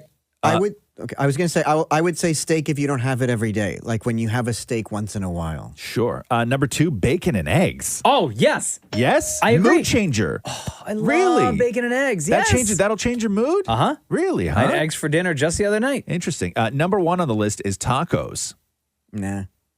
I like tacos, but I don't think it's interesting. number one. No ding from either of No, you, huh? I can't agree with that at all. Really? Yeah. I would rank, listen, mood-changing foods? Yeah. I would rank pizza higher than tacos. How is shepherd's pie not on there? So number 4 on the list is fried rice. I do like that. Now, I will say this. For me, Like a Chinese fried rice? I'm Chinese fried rice, like chicken fried rice. Okay. I am dinging hard on this with one thing. To You're dinging me, with your thing? I'm not dinging with my thing. Oh, I'm you're dinging dinging- like with a thing. Okay. Which is, for me, fried rice is the mood changer when it's Yeah. the next morning and you pull the container out of the fridge and eat it cold with a spoon. Oh. Right? That's the mood changer with fried Yeah. rice. Fried rice is so much better the next day. Takeout container, spoon, not even sitting. You don't even go to the table. You stand in the kitchen, by the fridge. Door's probably not even Because the closed rice, yet. the rice is a little bit hard. It's a little hard. It's Yeah. a little cold. It's wet. The top of the container's all wet. Yeah. And that chicken just hits different. It Yeah. hits different the next day. And the smell is still fantastic. Oh. And shepherd's pie, Maury, I guess. Sure. We could put that on the list. The Roz and Mocha Show podcast. Podcast. Hey, Mocha. Yeah. Are you ready? Uh-huh. Let's do the news. A Roz and Mocha Show and Kiss 92.5 News Break. Kyle Lowry is still a Toronto Raptor today, but who knows yeah. what's going to happen after this season or in the summer. Ay, ay, ay. It was huge news yesterday, especially in the Damit's condo. Damit Maury and his husband, Damit Matthew, reacting to the news that Kyle was not going to be traded. Matthew, Don't with me. no, I have a question. I'm going into a meeting right now. Okay, Kyle Lowry was not traded. Kyle Lowry gets to stay with the Toronto team. Good, I'm glad. I like him. What position does he play? I don't know. Basketball. And what does he mean to you? What does he mean to me? Like, how important of a Raptor is he? Is he the Very goat? important. Is he the goat? I think so. They all are.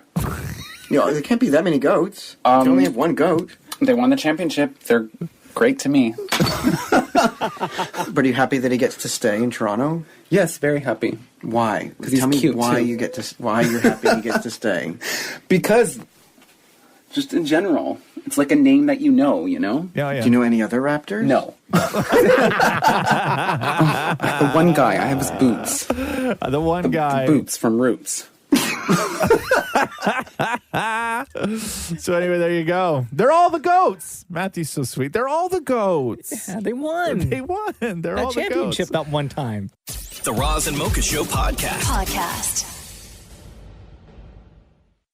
Zach Galifianakis was doing an interview talking about how he had a 2-week tryout years ago in I guess the year 2000, a 2-week tryout as a writer for Saturday Night Live, and he was talking about one of the sketches that he pitched when the guest host that week was going to be Britney Spears. My things just bombed very badly. I remember one of them that bombed so hard. I'd written something for Britney Spears. One of them was, we're going to shrink Will Ferrell down to just hang out inside of her belly button because her belly button was always exposed then, and I thought she needed to protect it. I mean, I've never seen a tumbleweed go through an office before. But I feel like a tumbleweed went right across the writer's room table and a cricket writing it. He said that he also pitched another bit directly to Britney where he said, quote, here's the idea. You're being interviewed by Entertainment Tonight, and during the middle of the interview, you just start bleeding from the mouth. What the hell? Yo, that guy's so messed up, bro. So that's why it was a 2-week tryout, and then they didn't have him. They didn't have him back after that. Poor guy. Yeah. I wonder how many ideas get thrown out. For SNL by the writers that get denied. Hundreds. Because they were like way too dumb, like these ideas. Yeah, hundreds. Although Will Ferrell being a security guard inside Britney Spears' belly button would have been kind of funny to me. Yeah. Like if you did that now. They didn't think that back then. The Roz and Mocha Show podcast. Matt James was partying at the new Virgin Hotel in Las Vegas. Have you seen pictures of people partying in Vegas lately? No. So they do. But I know like pretty much everyone over there is vaccinated, right? Okay. They do their best. Like the roulette table has plexiglass dividers up so people can walk in it like it's a horse stall. Yeah. Like everybody gets their own stall around the table. Okay. But then like nobody's really wearing masks. They're all just like there kind of thing. Like there's some precautions, I guess. Yeah. Anyway, so Matt James was down there taking a bunch of pictures, playing blackjack with a couple of the Real Housewives. Now, this was, and I didn't realize this, he scrubbed his Instagram of anything that was Bachelor related. Really? The only Bachelor post that remains is the one where he commented on Chris Harrison stepping aside for a period of time. So he just wants nothing to do with that at all, huh? Yeah, everything else is gone. Is that photo? Let me check his page here. Oh yeah, nothing. Nothing. Yo, shave that beard, man. Right? Like enough. I know you're trying to live your best life now, but you sick of his beard? Yeah, that beard ain't it. Yeah. No, I know. It's unfortunate though, huh? Yeah. But yeah, when you see Vegas right now, it's crazy. It's like people are doing their best, I guess, right? Like maybe, but I'm still not there yet. Yeah. I'm going on year 2, I guess, of not like our annual trip to Vegas being canceled. Right. Do you miss it? I actually do. You do, huh? Yeah. Yeah. But I don't feel I'm not ready. Yeah.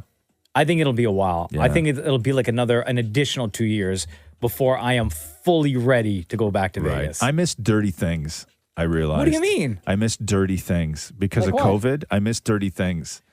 I miss trying on clothes. You know what I mean? Like I miss true. change rooms. Yeah. I miss I sweating. couldn't even think of that now. Like I miss sweating on things. I miss trying things out. What things are you sweating on? I'm like a heavy sweater, right? So I miss like Are you just walking around and letting your sweat drip on everything? Yeah, like I miss things. I miss I don't know. I don't know. I miss like dirty things now. Yeah. I miss just being able to go in and touch something somewhere. I miss that kind of stuff. That sounds so weird. No, but you know what I mean, No, right? I don't, You actually. don't. You're not relating at all? You don't miss just going somewhere and touching something dirty? No. The Roz and Mocha Show podcast. Machine Gun Kelly's ex-girlfriend said that he cheated on her with Megan Fox. What? Are you serious? This is Summer Rae. I dated Coulson, never had sex with him. I'm like the most prude person ever. Like at least 3 months. I like make you wait like at least 3 months. And like I have to make sure like you're someone good to me. Like I'm not going to make you a number if you're not good to me, you know? So Coulson just never passed the test. But the thing is, I don't really feel bad saying that because he did kind of cheat on me with Megan Fox. So it's kind of like, because if you look at the timeline of us dating, we were together in Puerto Rico. He's filming this movie, The Switchblade Grass, whatever. I don't know. It's this movie that he's filming with Megan Fox. bucks. So I wait in the hotel the whole time when he's filming with her, and I'm like, I'm not really thinking anything of it, like, because I thought she was older and like had kids and married and stuff. And the thing is, that's why I'm not even mad about it. I'm like, dude, I'd probably do the same thing. I'd cheat on Coulson with Megan Fox. I would need a nap every 10 minutes. After you're listening to her talk? Yes.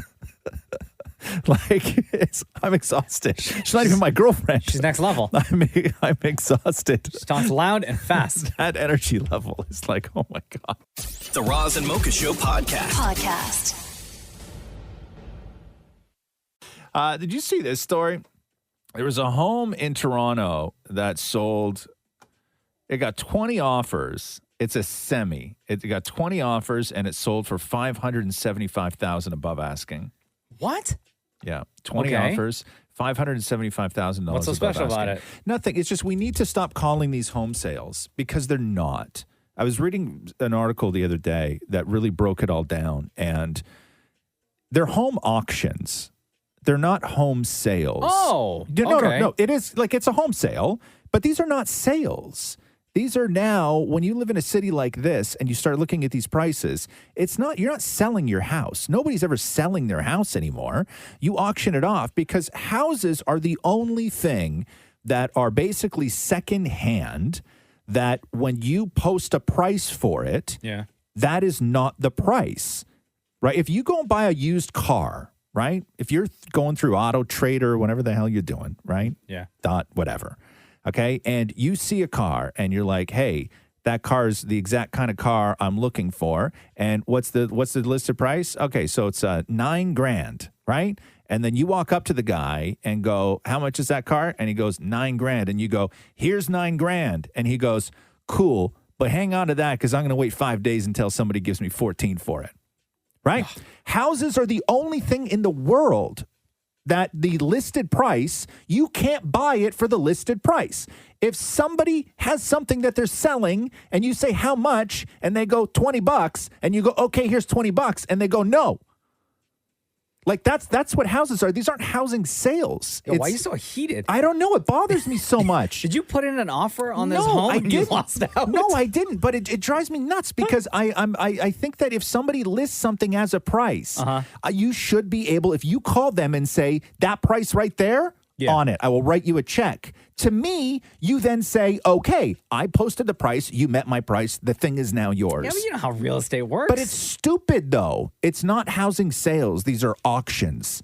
And we need to start calling them auctions because people think that you can go and buy something and you are not buying anything. The only way to acquire that thing is outbidding everyone.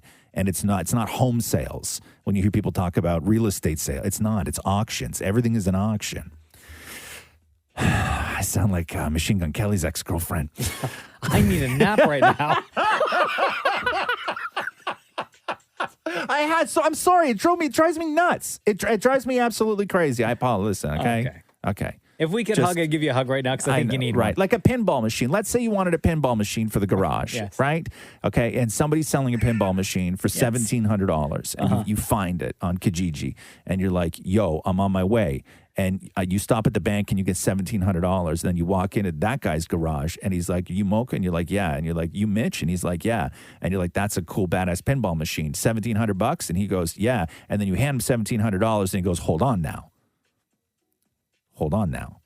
I'm only taking offers on this today. So in 5 days, if somebody gives me $2,500, it's their pinball machine. And you're like, yeah, but you said $1,700. And he's like, well, that's not the actual price. Like the world doesn't work like that.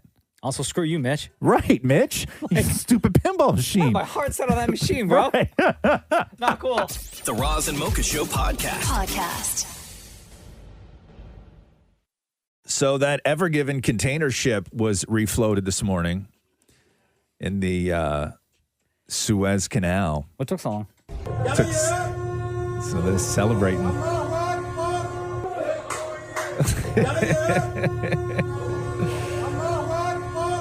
Man, this ship is 1,312 feet long. Oh, that's why it took so long. Yeah, and it was blocking the canal for the past 6 days.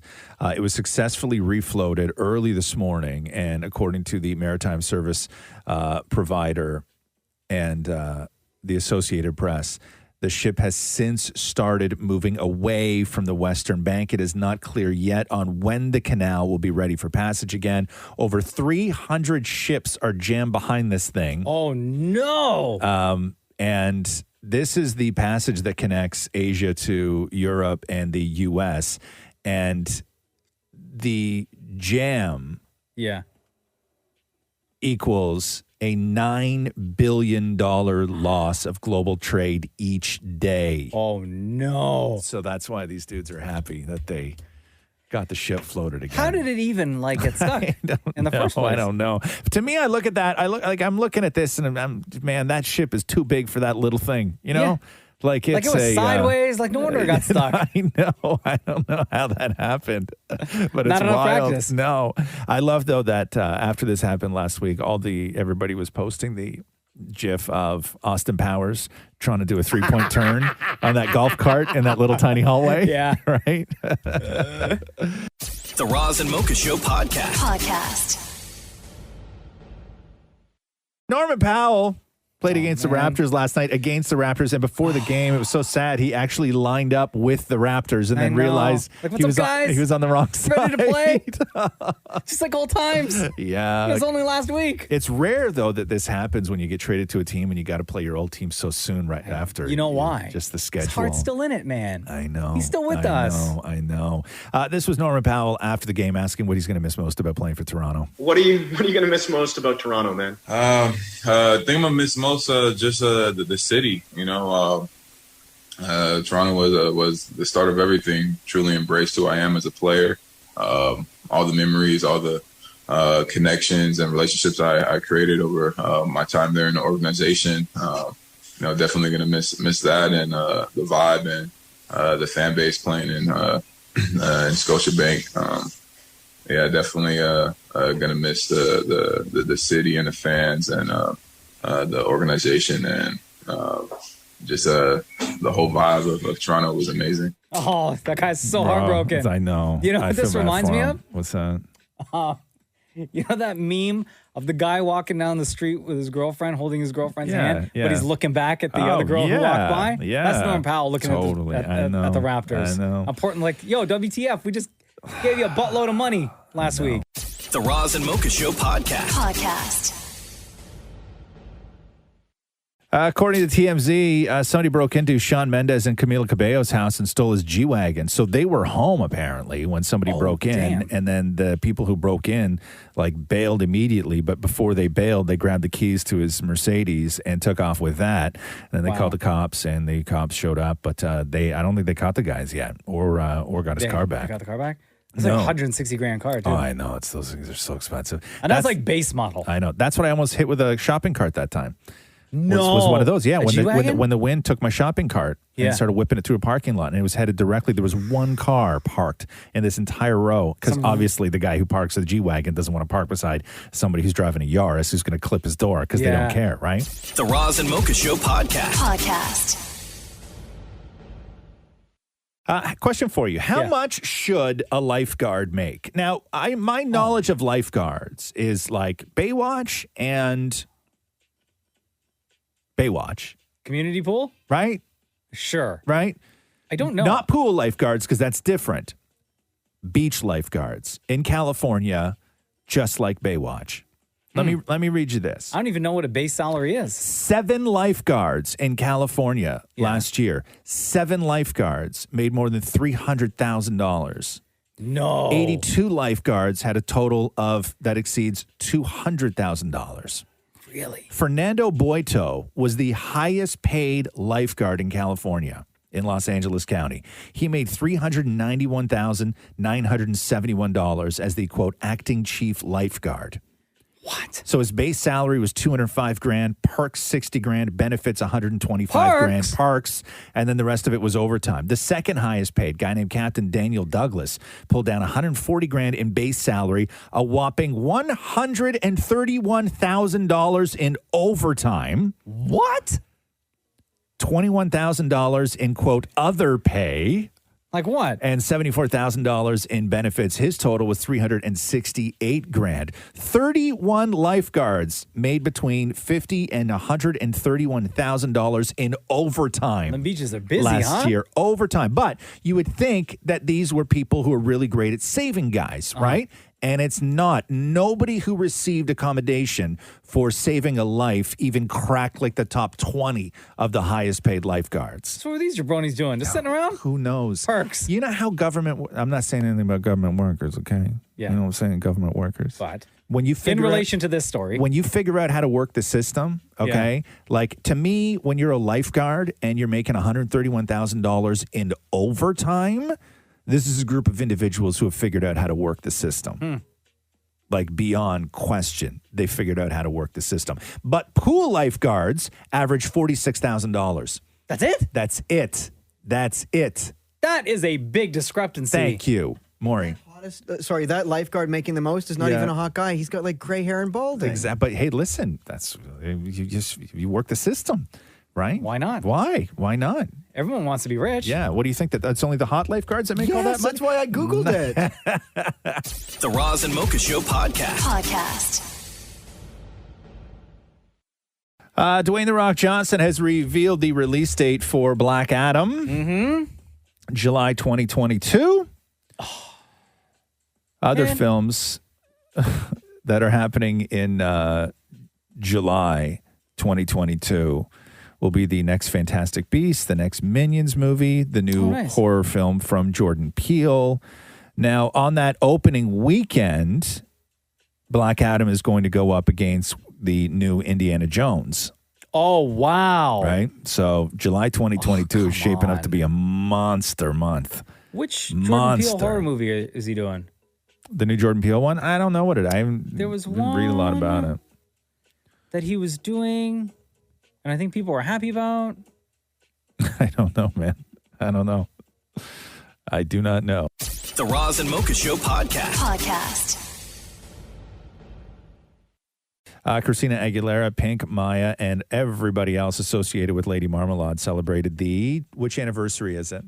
Of Lady Marmalade. Which anniversary is it? I don't know, like 15 years? 20. 20? 20. No. 20 years. Yo, that song was lit back in since the Lady day. Marmalade came out. Damn. Right? Holy. Yeah, Christina Aguilera, Maya, and Pink, they all took to social media on Saturday to celebrate the massive collaboration. When they originally recorded it along with Lil Kim, and it was off Moulin Rouge? Is that what this was for? It was for Moulin Rouge, right? God, so that means Moulin Rouge is 20 years old too? Yeah. Jeez. Happy anniversary, Lady Marmalade, is what Christina Aguilera wrote on Instagram alongside a photo of herself from the music video. Pink called it one of her best days at work, I believe is what she said. So a lot of love today for Lady Marmalade on the weekend of the 20th anniversary. The Roz and Mocha Show podcast. Opening statements are set to start today in the trial of former Minneapolis police officer Derek Chauvin, 10 months after George Floyd was killed. This is a first for Minnesota, which is the entire trial will be broadcast in its entirety, giving the public a rare peek into one of the most important cases of the Black Lives Matter era. Chauvin has pleaded not guilty to second-degree unintentional murder, third-degree murder, and second-degree manslaughter charges. You can stream it everywhere.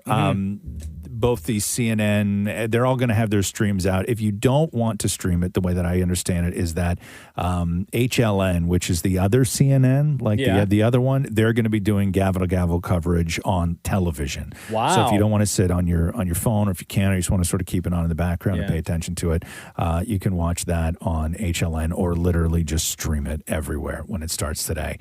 The Roz and Mocha Show podcast. Donald Trump was at a wedding at Mar-a-Lago, and I guess he was a guest. I'm not 100% sure what happened. Was he a wedding crasher? He was wearing a tux, and he seemed to know the people there. Oh. But you have the audio there. We're going to talk over it just because you get a sense of what's going on here. So You know, I just got So- I turned off the news. I get all these flash reports, and they're telling me There's a about couple getting the married, border. They're telling me right? about And even if they China. are China, Iran. So he shows up at your wedding, whether he's an invited guest or not, right? And he gets up to the microphone, and I'm sure a lot of people are like, hey, Mr. President, would you say a few words? Donald Trump got up to the microphone in front of a room full of guests and said 400 words about himself before he even mentioned the bride and groom. Damn, bro. Selfish much?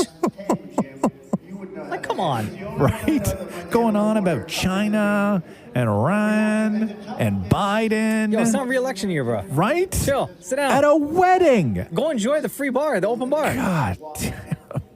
Have another shrimp cocktail. God, he misses Twitter, huh? Oh, big time. Oh, Yeah. my God. Any chance he can get for some attention, including ruining this poor couple's wedding. The Roz and Mocha Show podcast. Chet Hanks was in a lot of heat. I guess a lot of people aren't happy with Chet Hanks because what did he do? He proclaimed it what? Oh, it's going to be a white boy summer. White boy summer. Yeah, here's Chet Hanks. Hey guys, look, I just wanted to tap in really quick. I just got this feeling, man, that this summer is it's about to be a white boy summer. You know, take it how you want. I'm not talking about like Trump, NASCAR type white. I'm talking about, me, John B., Jack Harlow type white boy summer. You know what I mean? Let me know if you guys can vibe with that and get ready, because I am. Okay, By the way- I know I'm white, but somebody's got to explain this to me. So some of the people that he was talking about, Jack does he Harlow. say? Jack Harlow is a rapper. Okay. White guy? Yes. Okay. He has a song called What's Poppin'. This guy. What's poppin'? Brand new whip, just hopped in. I got It's like one of the options. biggest songs last year. It was hot. Chet Hanks, by the way, Tom Hanks' kid. Yeah. In case you're wondering. And I don't know, for some reason, I don't know why he mentioned John B, but John B is like an R&B singer from like back in the day. Right. And had a super huge hit called Don't Talk from like 2001. So, I don't know if Chet Hanks is like trying to resurrect this guy's career. Right. But people were going in on him. Why not just mention like Weird Al Yankovic? Like if we're like, yeah, Weird Al's like, yo, where's my props? So people are going in on him. Why? Because you can't say white boy summer. You can't say right? white boy summer. Okay. But according to Chet Hanks, who is, as you mentioned, Tom Hanks' kid, yeah, he said the response to him proclaiming it to be a white boy summer has just been overwhelming. Oh. And he's getting a ton of support. What's up, loved ones? Wow, white boy summer going up. It's fantastic. I love to see it. Thanks for making that a thing. They've been asking me, Chet, if it's going to be a white boy summer, does that make it a black queen summer for you? And I said, do you know me? Because if you did, that's all year round. Respectfully, you know what I mean? So hop on the right foot and make your next move your best move if you know it's good for you. And, everyone have a great Saturday. Peace, love, and light. Bye. Okay. So it's like it's just people took offense to him saying it was going to be. It's going to be a white boy summer. Okay, Yeah. now I get it. I didn't know what the hell was going on with Chet Hanks. The Roz and Mocha Show podcast. According to a new study, they say less than 1 in 10 people actually feel fully rested after sleeping. 1 in 10 don't feel? Less than 1 in 10. So they surveyed 2,000 people to find that on average, they get about 5 hours of sleep every night. Yeah. More than 6 in 10 people cannot remember the last time they were felt fully rested. And just over 1 in 5 say that they can never get enough sleep. With others saying that they don't get enough sleep. They blame it on stress for them keeping them awake at night. They also say that they're more particular about falling asleep when they have to have the perfectly right conditions, and people with less sleep are more likely to be introverted. People who get more sleep are more likely to be extroverted.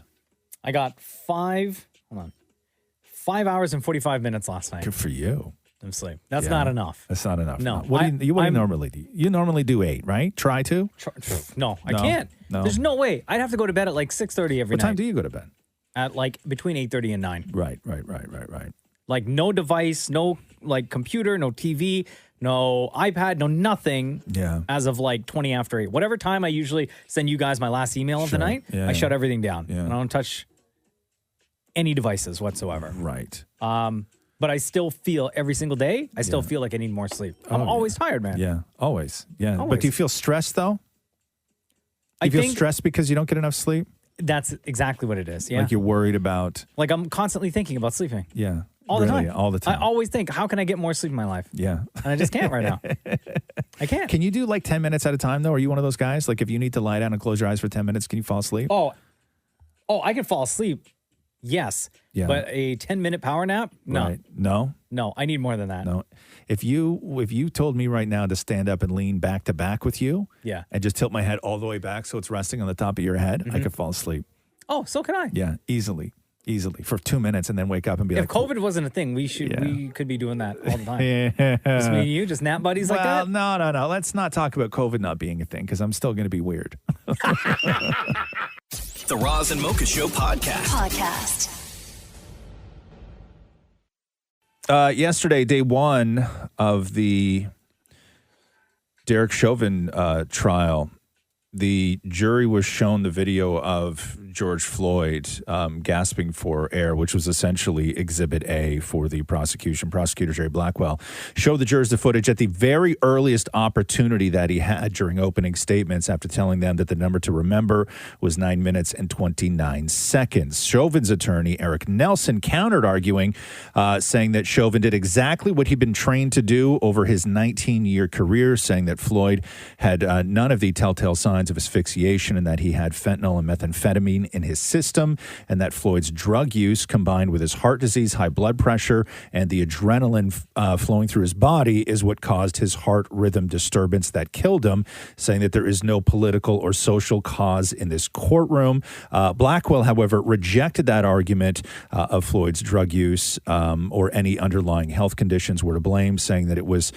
Chauvin's knee that clearly killed George Floyd. Bystander Donald Williams took the stand yesterday, who has been trained in mixed martial arts and including chokeholds, and he testified that Chauvin appeared to increase the pressure on Floyd's neck several times with a shimmying motion. While on the witness stand, he said that he saw Floyd, quote, slowly fade away like a fish in a bag. Oh, trials are messy, huh? Like, did you watch any of this yesterday? I watched a little. I watched that guy, that eyewitness, that exact same statement that you just read. Yeah. I watched that part. It's not like TV. And people have to be reminded of that over and over and over again. Even when you watch the analysis when they're in sidebars or when they're on break or on lunch, that the people, the commentators, out of the gate, they just have to keep reminding people that, this is normal. Like if it seems awkward and slow and like, why are you saying this and why are you saying, like, that's TV courtroom, right? This is what real courtrooms look like. And that's why these trials take so long. Long, boring affair. To get through, right? They said this one could take what, like up to 4 weeks? 4 weeks, which is not that bad, actually, right?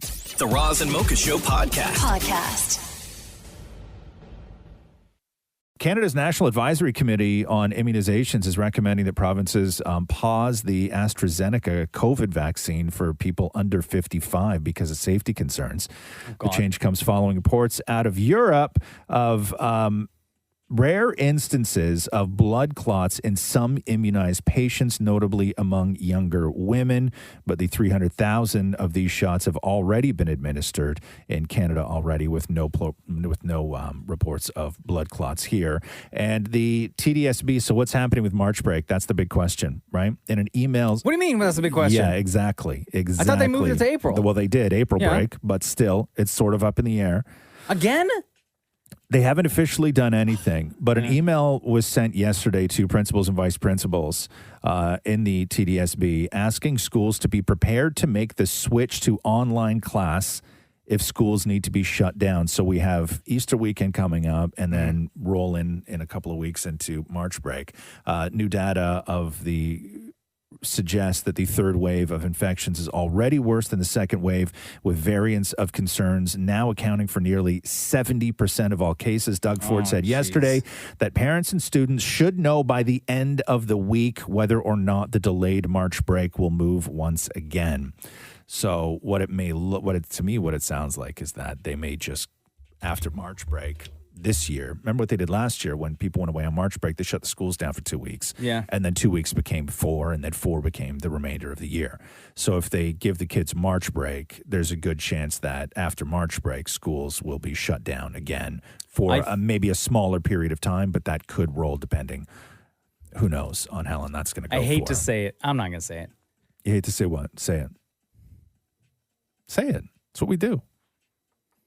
I feel with the way things are going. Right. And the numbers over 2,000 every single day so far. Yeah. That this March break in April, you're not going back to school for the rest of the school year. Yeah. You don't think so, huh? No, I think that's it. I think this is it. Yeah. It's looking, it may be. I don't know. I don't want to say that, but that's just what I but think. We've been here before. Yeah. Right? We've been here before. The Roz and Mocha Show podcast. Demi Lovato is identifying as pansexual. She made an appearance on the Joe Rogan show yesterday. Listen to this. Do you want to have children of your own? I used to. I think if anything, I want to adopt more than anything. I think, I don't know. I was engaged to a man last year. Like, I totally thought that I'd be married, That was only last maybe year. pregnant by now. And that's not the case. I know that my life is not going according to my plan. I think in this moment, I want to adopt for sure. I also don't know if I'm going to end up with a guy, so I can't really like see myself maybe even like having getting pregnant. You mean like ever? I don't know. You don't know. I don't know. I'm so fluid now. And a part of the reason why I am so fluid is because I was like super closeted off. You mean like sexually fluid? Yeah, like, yeah, you like sexually girls, fluid. you Yeah. like boys. Yeah. Yeah. Yeah. Anything, really. So I just. What do they call that? Like pansexual or something like that? Yeah. Yeah, pansexual. It's hilarious that they have a new word for it. There's a new word for it. It used to be bi. Yeah. Right? Right, It used right. to be she's bi. There you go. Yeah, a lot of the death. Jeez, man, Demi Lovato has had one hell of a couple of months, huh? Yeah. Holy. She's doing that episode of the podcast, though, of Joe Rogan's podcast. Yeah. She gets into a lot of stuff, I man. imagine. I haven't listened to that yet. I haven't listened to any, I haven't even seen any new Joe Rogan since he moved over to Spotify. Because it used to just pop up everywhere, right? Oh, yeah. You know what I mean? Like Yeah. it was almost unavoidable at times because He still uploads his stuff to YouTube, though, on his Does YouTube he? channel. Does he? Yeah. The last full episode, and it was like 4 hours long. Yeah. That I listened to. Yeah. It was, and it took me a few days, was when he had The Undertaker on. Oh, of course you listened to all 4 hours of The Undertaker. Is he pan as well or no? He's not pan. No, he's not. That they As didn't far talk- as we know, They didn't no. talk about that? No. Okay. Roz and Mocha Q&A. Time to get to some questions, fellas. Hello. It's Roz and Mocha. Is your name pronounced Jazila or Jasila? Jaleesa. Jaleesa. Well, welcome to it. How are you? I'm good, thanks. How are you? We're doing great. What's your question? What's one daily routine that you did when you lived alone that when you moved in with your partner kind of went out the window? Oh, man. Daily routine? Yeah.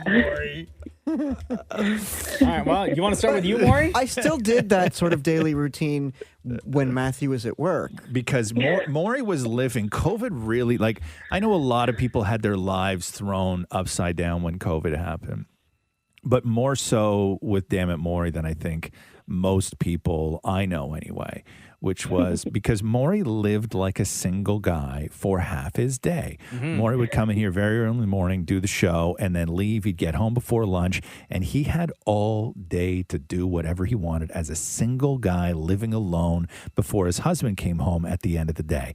And Maury loved that life. Like, you loved, your life It was made perfect. me love my and I'm not trying to be funny. It made me love my husband more. Right. Because we had time apart. I was able to just live freely, carefree kind of thing. Listen, I'm trying to spin it like it brought them closer I know, together. big time. No. Maury was able to live a single man's life while his completely. husband was at work. Yeah, and then when Right? he came home, I was relaxed. Okay. Yes. Very relaxed. Very relaxed. And then COVID happened, and Matthew started working from home. He took over Maury's office. He's there all day long. And Maury is the most agitated and miserable I've ever seen Maury. because he can't live that life and do those things that he was able to do when Matthew was at work all day. Can't use the internet the way Maury would prefer to use the internet. Thank you. Damn it. Did I miss anything? Yes. Okay. Oh, yeah. Also, no. the food. You want? There we go. Yes. Yeah, because Maury used to sneak like terrible Garbage. food throughout the Now day I even get before in trouble if I have an egg. before Matthew Really? gets home and forces you to eat, salad and salmon. I have an egg when I get home, and Matthew will stand over me. The man that bought the eggs. Yeah. Uh-huh. So he buys the eggs, then tells me you really shouldn't be eating the eggs. They're really. Right. He goes, I just read on the internet that eggs aren't good for you. And Oh my God. Maury used to hide pogos, corn dogs, in the back of his freezer and get them out when Matthew was at work and just sit and crush corn dogs and McDonald's. And he would gather up all the garbage and throw it right down the chute, right? Yeah, and light a candle. And light, right. Oh yes. my God. Like another man was there. Yes. Yes. But it's just to hide the smell of French fries. Maury cheated on Matthew with everything except another man. How about you, actually, Jaleesa? What would you say? What's your kind of like daily routine that you did when you lived solo compared to? Actually, I don't even know. Are you with somebody right now? Like, are you married? Are you in a relationship? Yes, I do. I live with my boyfriend. All yeah. right. So what's your answer then? So when I grew up, I learned like when you get up, you make up your bed and like move on with your day. So when I moved in with my boyfriend, that kind of went out the window because he didn't grow up doing that. He just left the bed how it was. So for me, it's making up my bed. I don't make up my bed anymore at all. Oh, wow. Maybe like once a week. It's a big change. Yeah, it is. It is a big change for me. So I just gave up like explaining to him why it's important to make your bed up. Yeah. So it's just like whatever. You actually bring up a very interesting point because of the lives that we lead, which is I've never been able to make the bed because I get up out of it before Catherine she's still got hours left to sleep, right? Yeah. So and even on the weekends, I think maybe in the 15, 16 years that Catherine and I have been sleeping in the same bed, I think maybe 4 or 5 times she got up before I did on either a weekday or a weekend. Right. I have to make the bed in the afternoon after my nap. So, but you get up in the morning. When Matthew gets up, does he make it? He makes it. So then you go for a nap and then you make it. And then I try to make it, yeah. Right. Yeah. Yeah. I'm like you, Jaleesa. Actually, no, opposite. I guess like you now. In my single days, I never made the bed. Never, huh? Never What made was the the bed. point? Wow. It does feel better. I know, though. it really does. It No, feels now- No, I don't like the tightness of a made bed. No, don't tuck it in. Don't tuck it in. But when everything's flat and Yeah, you crawl in. it really is nice. Yeah, it is nice. But now, like Jenna makes the bed, right? Yeah. And if I try to make the bed, and if she's in the room, she's like, just leave, because apparently I do it wrong. Oh, she's like, just leave it, I'll do it. You're right? like Maury with the probably dishwasher. do it wrong. Maury with everything. Yeah. Not that I do it wrong. It's just that she has a certain way of doing, of making up I'm the like bed. that. Right? Yeah. Does she Right. spritz it with the linen spray? No, that stuff is so toxic. Yeah, that stuff will Is give you it? cancer and stuff. Oh, But it my says God. all natural on it. No. There's something in there that'll kill you. Yeah, there's always something in there that'll kill you. Is the bottle plastic? Yeah. Yeah, see? It'll There you kill you, go. and it's bad for the Yeah, environment. there you go. It's going right up your butt.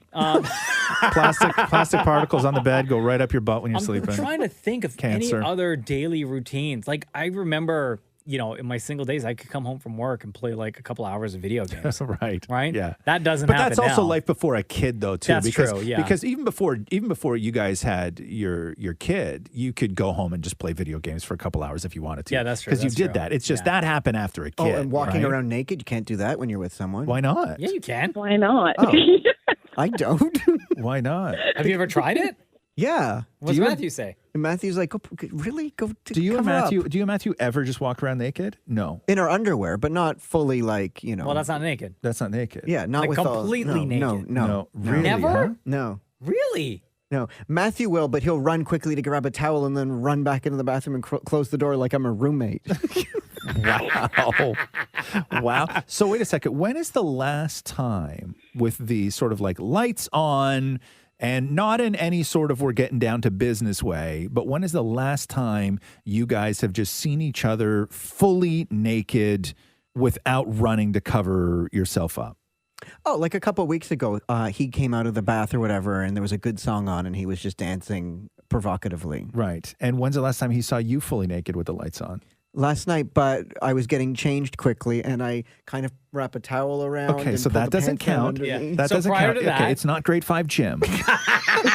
We're talking about the man you chose to marry. Remember, God, do you remember that? Remember in that one week in junior high when you guys had to do swimming for a week? Did you guys ever have to do that? No, we didn't do that. Ugh, because our teacher, because this is the 80s, right? So our teacher would change with us, right? You know that's weird. Yeah, a teacher would change with us, and he had They like wouldn't allow that now. No, my God. Like literally, like in the stalls, it would go, 10-year-old, 10-year-old, 10-year-old, fully grown man, huge bush, 10-year-old, 10-year-old, 10-year-old.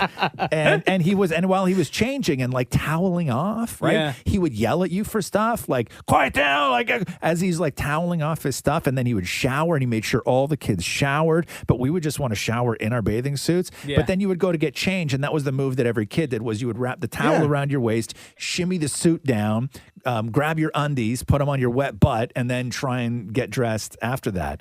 But I don't think they let teachers change with kids anymore. No. Yeah, no, No, definitely they don't, not. huh? Definitely not. No. People still change that way at the beach. Yeah, sure. Yeah. I've Do you- changed that way. Do you have an answer for this, Ross? What I used to do before. Yeah, anything like in your single days.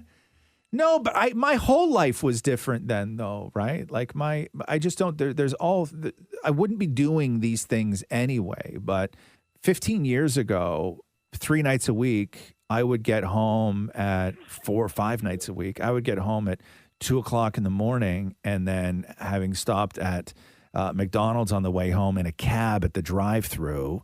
And I would come home with a double quarter pounder cheese, 10 nuggets, biggie fries, and a large Coke. Yeah. And I would eat that at 3:00 in the morning. Oh, right? yeah. And As you should. like it was just like it was nothing. And I would do that 3-4 nights a week. Yeah. That was my life. But I didn't do that. I didn't stop that because of Catherine. I just stopped that because I didn't like that life anymore. Right. But what did I do before Catherine? Like anything specific, like within your own home, Yeah. like a routine that you had. Well, you were able to sleep over at a friend's house. You mean like when he was 12? Do you mean like other women? No, like couldn't you just get drunk and crash on someone's couch? Theoretically, I guess I could still do that if I got too drunk. I don't think Catherine would be mad at me if I said I was too drunk to come home. I got to sleep on my buddy's couch. Yeah. I don't. But I don't live that life anymore. I used to, and I notice this now too. When Catherine goes away, if she and Roxy go to visit her folks in Vancouver for a week or something like that, Yeah. I will just like use the same plate all week. Really? Yeah. Like you wash it though, right? I rinse it. Oh. That's it? Yeah, that's it. Yeah, but I'll just use the same plate all week. What about like fork, spoon, knife? Yeah, I'll just rinse them too. Why not just eat out of the pot? And I'll just leave them on the counter. Really? Yeah. Why not just eat out of the pot? Because that you made not the food in? everything I make is in a pot. Or eat out of the pan. Just have the pan in your lap. The pan? I think it's like 500 degrees. Like, don't you let it cool down before you serve it anyway? No, you and I live very different lives, Maury. You live the life of somebody who absolutely hates food. And I don't know why you hate food so much, but you hate food more than anybody I know. But no, I think that, but I really didn't. I didn't do much, right? Like I would just go home and just sit. Yeah. For the most part, right before I met Catherine, because I was just traveling so much that I didn't really want to do anything. But like if I needed to have Maury time, as I like to call it, I still will, regardless of whether Catherine's home or not. Like you got to tiptoe around the tulips, my friend. Is that what you do, Maury? You got to tiptoe. Yeah, like like Matthew asking what you doing so long in the bathroom? Yeah, Maury, that's Right? the 4th time you've pooed today. Why are you in there so long? Nobody's that dirty. Why are you in the shower so long? More like quick shower. Yeah, exactly. You should do it in there in 30 seconds. Jalisa, thank you so much for listening to the Roz and Mocha Show. Before we let you go, between Roz and Mocha, who's your favorite? Oh my gosh, I was prepared for this question. My favorite's Roz. Oh, there you go. Thank you. Yeah. Any particular reason that I don't want to know? You never asked the reason. That's you're just like really awesome with your advice, and everyone always says like they're like Mocha because they love his laugh, but I feel like his laugh is because you say like the funniest things. So I think they're very they're really complimentary of each other. Take. So I think you're hilarious, and like my boyfriend also loves you. He thinks you're the best. Every time he hears a question, he's like, Roz all the way. So we both love you. Thank you very much. I Real really nice. appreciate that. Thank you, Jaleesa. You're welcome. Have a good day. Bye-bye. You too. All right. Brianna asks this, only if you're comfortable with it, Roz. Brianna's asking if you can describe your house. I could describe your house for you. It says, are your bedrooms in the basement and the living area upstairs? We are thinking of renovating our home, and that is an option. Yeah, there is a benefit to having a bedroom in the basement. Yeah. And that benefit is you can control the temperature a whole lot more easily, usually in the basement, than you can with other parts of the house. It tends to be cooler in the summer, darker when the sun is out late, and it's nice and warm and woomy in the winter. Like if that's sort of it depends on what you use the bedroom for, right? Yeah. Like I'm never one to hang out in the bedroom. Like we don't really go in the bedroom and watch television. The bedroom isn't a place where I'll like go and read or do work. Like I'm never going to lie on the bed with my computer and do like the bedroom is where I sleep. And where do you read a book? What's that? Then where do you read a book? I'll just read a book. I'll just sit on the couch. Yeah. Oh, Like no I way. don't. I find or other else I sit on the places- couch or the I'm table. the same way. I can't do Or go in the anything other office. than like get ready for bed or Yeah. like anything like that. Just bedroom stuff. It's just bedroom stuff. Yeah. And there's nothing in my bedroom that's interesting either. Like I don't have, there's cool things all over my house. Mm-hmm. The bedroom is a hamper, the bed, 2 end tables, couple lamps, couple pieces of art on the wall, and my clothes. That's it. Like the bedroom is not a place where I spend any amount of time in it. And so it doesn't bother me, if it could be, upstairs, it could be downstairs. The bedroom is never the focus for me. Like even when I watch those shows, like design shows and everything else, when they walk in and like, oh my God, the master's suite, right? I'm like, I could put 5 rooms in that thing and have like, and have a librry, You a have other design dojo, ideas. a big No closet, way. like all of this stuff. My like dream is to have 2 chairs and a table to have tea next to the bed before you go to bed. I've had a couch in my room before. And Oh, I never used it. Yeah. You I know what it never ends up used it. being used for? Clothes. Exactly. Yes. A clothes hanger. People That's just it. toss their clothes there. I stayed in a hotel room once that had that, and I actually sat on it with a tea. Yeah. And was like, I want this life. But No, but you wouldn't use I don't it. know. I I don't know, promise you man. that. Yeah, I don't know. We had one. My brother and I lived in one place where it was a 3-bedroom, and then I turned it into a 2-bedroom. So my bedroom was like I knocked out the wall in between, and we closed up where the door was to the 2nd bedroom. And so my bedroom in this one place that we lived was like 12 by 19 or something like that. Damn. Like it was massive, right? And so my That's bed the was size of my a family room. Yeah, so my bed was on one end, and then I had like a thing with a television, and then I just at one point just put a couch in the room. It was like a bachelor apartment. so I could just either sit on the couch and watch TV, everything else. But I just felt so isolated. Yeah. Like I felt like I was just doing everything in the room, and I always would just feel a little bit tired because I was spending so much time in the room. Even though I was on the couch or at the desk or wherever it was, I was still in the room, and I felt that constantly that I just needed to get out of the bedroom. I'm the most calm in the bedroom. I'm honestly, it's my Really, happy place. huh? Yeah. Yeah, no, not me. I spend no time in the bedroom. I sleep and that's it. I get up and I don't I'm think done. I've ever had my laptop on the bed at all. No. Now that I think about it, like when Yeah. you say like people who will like just work from bed, Yeah. I don't think I've ever. I do zooms in the bed. Yeah. That way, at least I can close the door or whatever. Right. Hey, you got to stop doing Zoom interviews with that fake background. Which fake background? Any fake background. You're doing Oh. that thing on Zoom calls where you look like a ghost. Really? Yeah. Yeah. When did you start doing that? Oh, just because, like, to hide the stuff in the back if need be. What stuff in the back? Your Right. house? Yeah. What's wrong with your house? Oh, messy. Oh, no. Any real Clean up. background is better than a fake background. You look like a ghost. Like you move your hands around, they start to disappear. It's like you start to lose fingers. The technology of chroma keying a background on Zoom is it's like so primitive. Like it's not to be used in that. No, for sure. In that way. Or just like don't move your hands. Your hair goes away. Like you become bald. If you turn sideways, your nose disappears. Right? I should walk away or walk around that way. I watched an interview you did the other day. It popped up, and I was like, "What in the hell are you doing? Like you're talking with your hands. It's just 2 stumps. You look like a kitten, just waving 2 stumps around. No ears. Like it's super weird, man." Dallas says here, you are teleported 1,000 years into the past. Oh. And you're only allowed to bring one type of food with you. What do you bring? So you're going backwards 1,000 years. Okay, hold on here. Hence why Dallas said you were teleported 1,000 years into the past. So we're looking at what, the year 1021? Yeah. What was going on in 1021? Wait, 1,000 years? Wouldn't 1,000? No, that's 100. Yeah, okay. I was going to say, wouldn't that just be the 1800s? But no, that's only 100. That's 100 years. Yeah. So hold on here. The year, I didn't know what's going on in the world in 1021. In 1021? The year was 1021. What era was that even? I don't even know what that is. Emperor Chola extends his influence on the Chola Empire on the banks of the Ganges River in North India and invades Bengal. Sultan Muhammad Ghazi appoints Malik as heir to the throne, making Lahore the capital of Ghaznavid Empire, which would then go on to become Pakistan. That's a tough question. I don't even know what they had back then. No, but you can bring something with you. No, I know, but... So what food are you bringing with you? Like only to the year one package? 1021? Like if you pick something that comes in packages, could you bring several packages? Or Dallas says here, what type of food are you bringing with you? Yeah. Well, first of all, it doesn't sound like they had a whole lot of clean water back then, so maybe a couple bottles of Evian.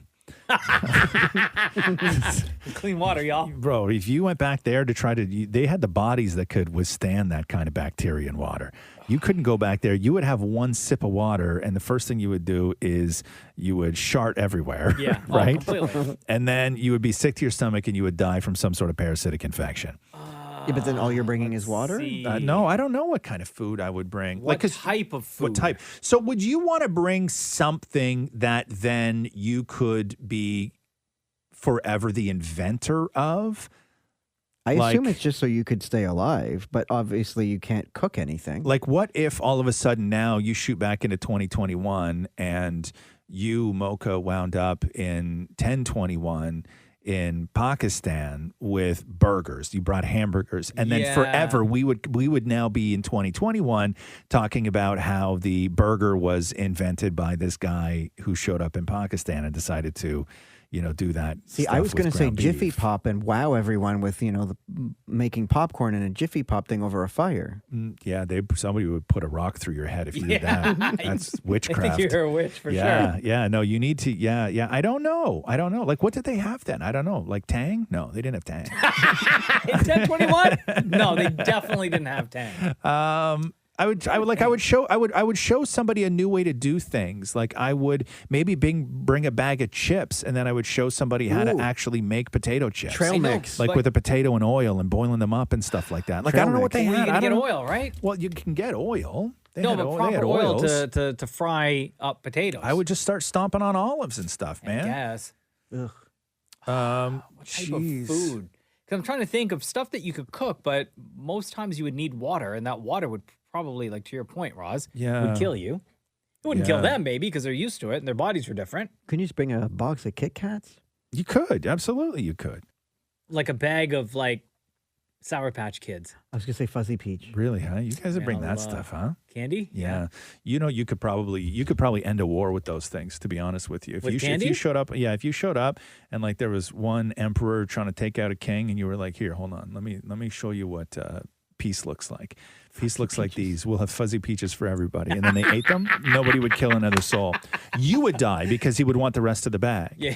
But nobody else would die that day.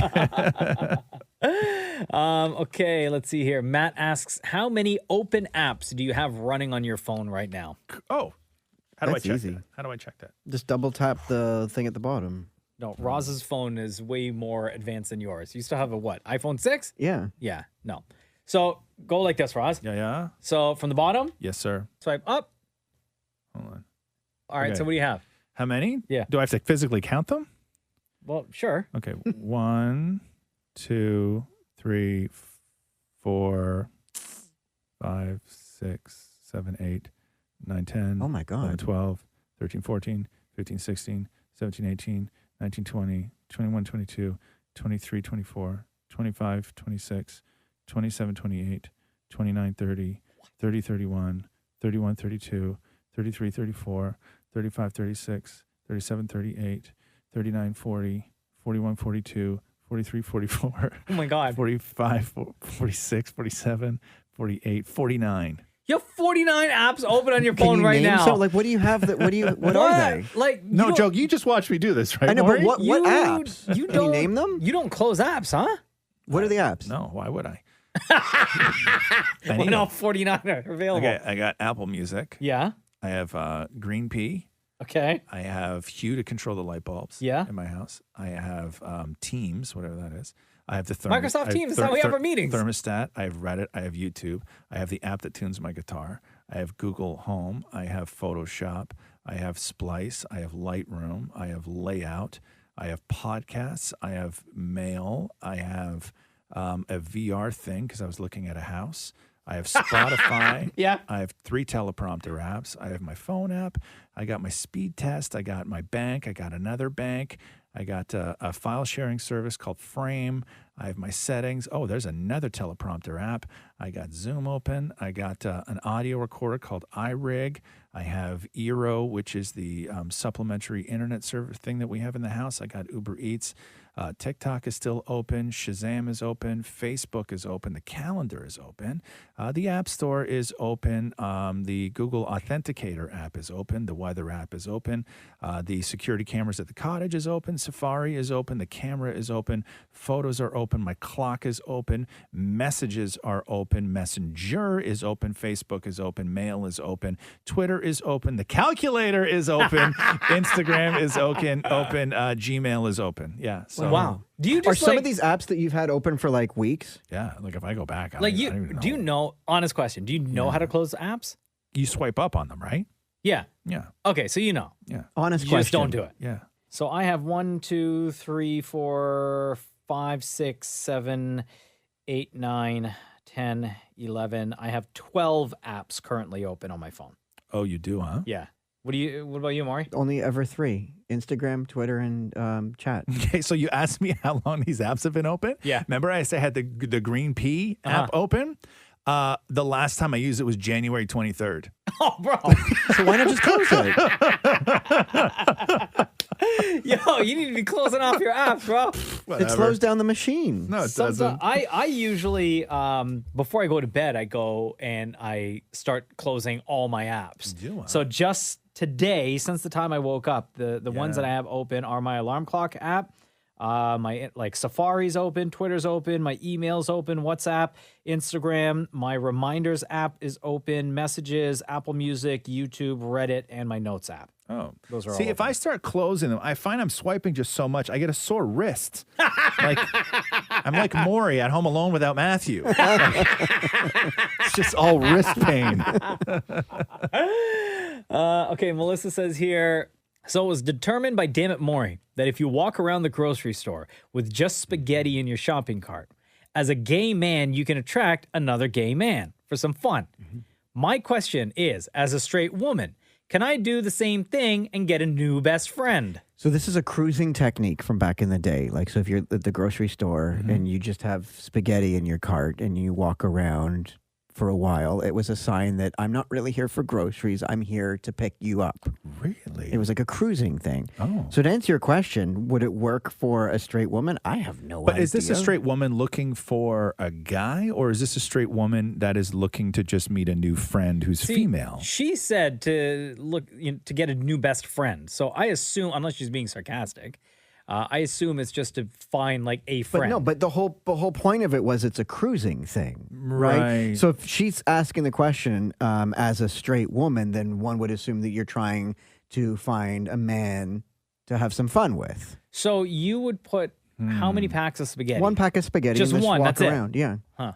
And then how long would you give your kind of tour of the grocery store before you're like, okay, it's not working. Today's not my day. Let me put the spaghetti back. Like an hour. An hour? You walking around a grocery store Okay, for bro. a full First of hour? all, security is kicking you out. Yeah, you look like a weirdo. Okay. If you're cruising those aisles for an hour with just spaghetti. With just Now, spaghetti. is another guy supposed to come up with just spaghetti in his Now, cart, let me or how does it interrupt. This work? isn't every grocery. Like, you got to pick your grocery stores that are kind of in the village, right? People don't do this anymore, though. No, God, no. right? This was like- this like was a back in the day, yeah. cruising, right?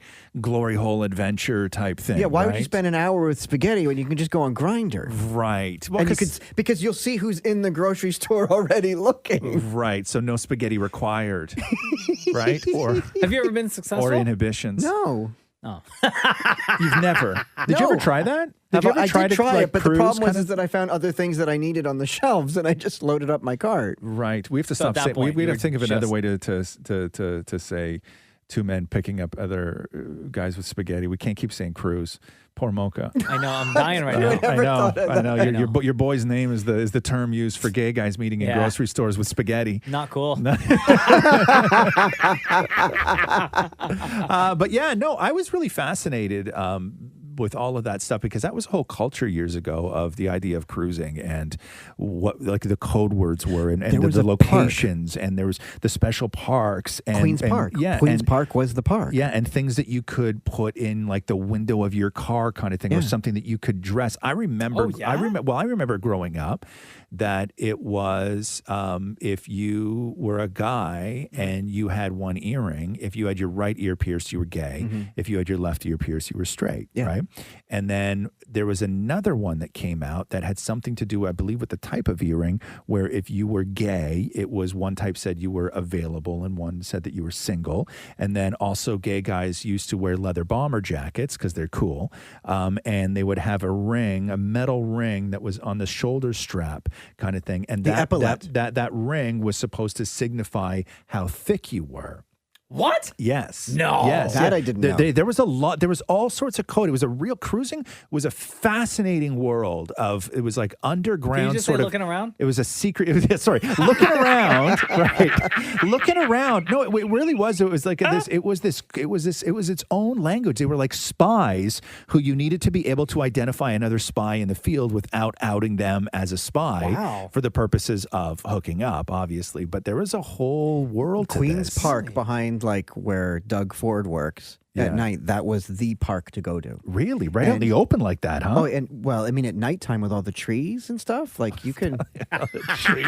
Where you like climb a tree? Like what do you No, need like the you would trees lean, for? You would lean against a tree. Oh. And then if I lean against the tree, like The same next to you- tree? the same tree. That's weird. Yeah. No, but that means like I'd be like, bro, there's a tree right there, man. No, but that There's means so I'm- many trees around here. It's a freaking why park. you gotta lean on my tree? because obviously we're cruising, Right. and it means like Looking let's- around? Looking around, it means we're gonna hook up right here. Okay, but then if I said On the tree? but if I said no, would you just go and lean on the tree beside me and wait for somebody to come up to you? Yeah, and then if nobody, then you'd be like, okay, But if fine. if nobody found anybody Then interesting, you would come over was going, "Okay, fine." But was it just 20 guys just all independently leaning on their own tree, hoping somebody makes the first move? No, because there'll be two people doing something over here. There'll be Doing something something? over here going on. Oh, jeez. That's weird. Yeah. I don't know if I fully believe that. Yeah, I fully believe it. Do I you? 100% believe it. Yeah. So there could be 20 guys leaning up against 20 trees individually. No, there could be 20 guys. Maybe 5 guys are already around one tree. Right. So to 5 speak. guys around So to one- speak. So to around speak. one. So to speak. 5 guys, 1 tree. Did you ever feel, though, more that in any of those situations, like when you were younger, did you ever feel that you were the sort of desired one? Like, did you ever walk into a room where the people in that room, who you were, how you dressed, your body type, your style, was what they found to be the most Yes. attractive? Yes. Yes, you did? Yeah, there was a time where I was the young one everyone wanted. Really, huh? Yeah. And Running up to the trees with spaghetti. I got spaghetti. Just came out of the grocery store. I got spaghetti. yeah. Yeah. Did you take advantage of that? No, you didn't. Of course I did. No, please, Maury. You're such a liar. You're such a liar. Lindsay wants to know what everyone's bedtime is. I think we've talked about this before. Your bedtime is what? Like 11 o'clock, right? 11 guys? o'clock. Yeah. Yeah. Dan Maury? Mondays, Wednesdays, and Thursdays, I go to bed at 10, right after Big Brother, and then Friday much later, obviously. And Tuesdays, I try to go to bed around 9. And on weekends, though, the difference is: are you guys still sleeping with the dog? Are you still able to sleep till 1 o'clock in the afternoon? I'll take Andy will wake me up. Yeah. Between like 7:30, I'll take him out, and then I'll go back to bed till noon. Oh, damn. What about Matthew? Oh, he doesn't even get up and flinch till noon. Really? Oh, really? Yeah, because I take the first pee. Now, are you?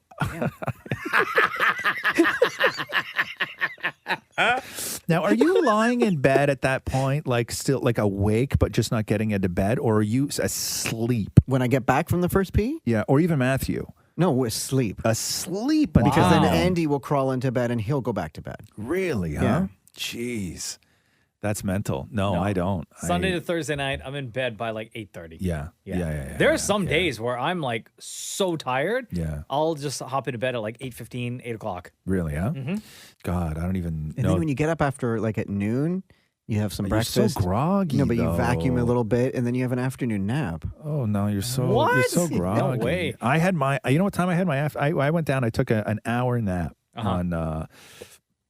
Excuse me. The girls were out doing something, and I took an hour nap on the weekend. Saturday, I took an hour nap. Do you know what time I went down for my nap? I'm going to say 11 a.m. 10:50. What? a.m. Yeah? Yeah. Got up at 5, right? Really? Got up at 5, couldn't sleep. Kat Yeah. woke me up, got up at 5. And then I told Catherine, I'm like, I'm going down for a quick nap for an hour. And she looked at the clock. She's like, okay. And I was like, I got up at 5. She was like, okay, fine. Yeah, I went down before 11 a.m. to have my nap. Wow. Yeah. That's also, crazy. Also, I'd already had a couple cans of cider at that point, too. Seriously? Yeah.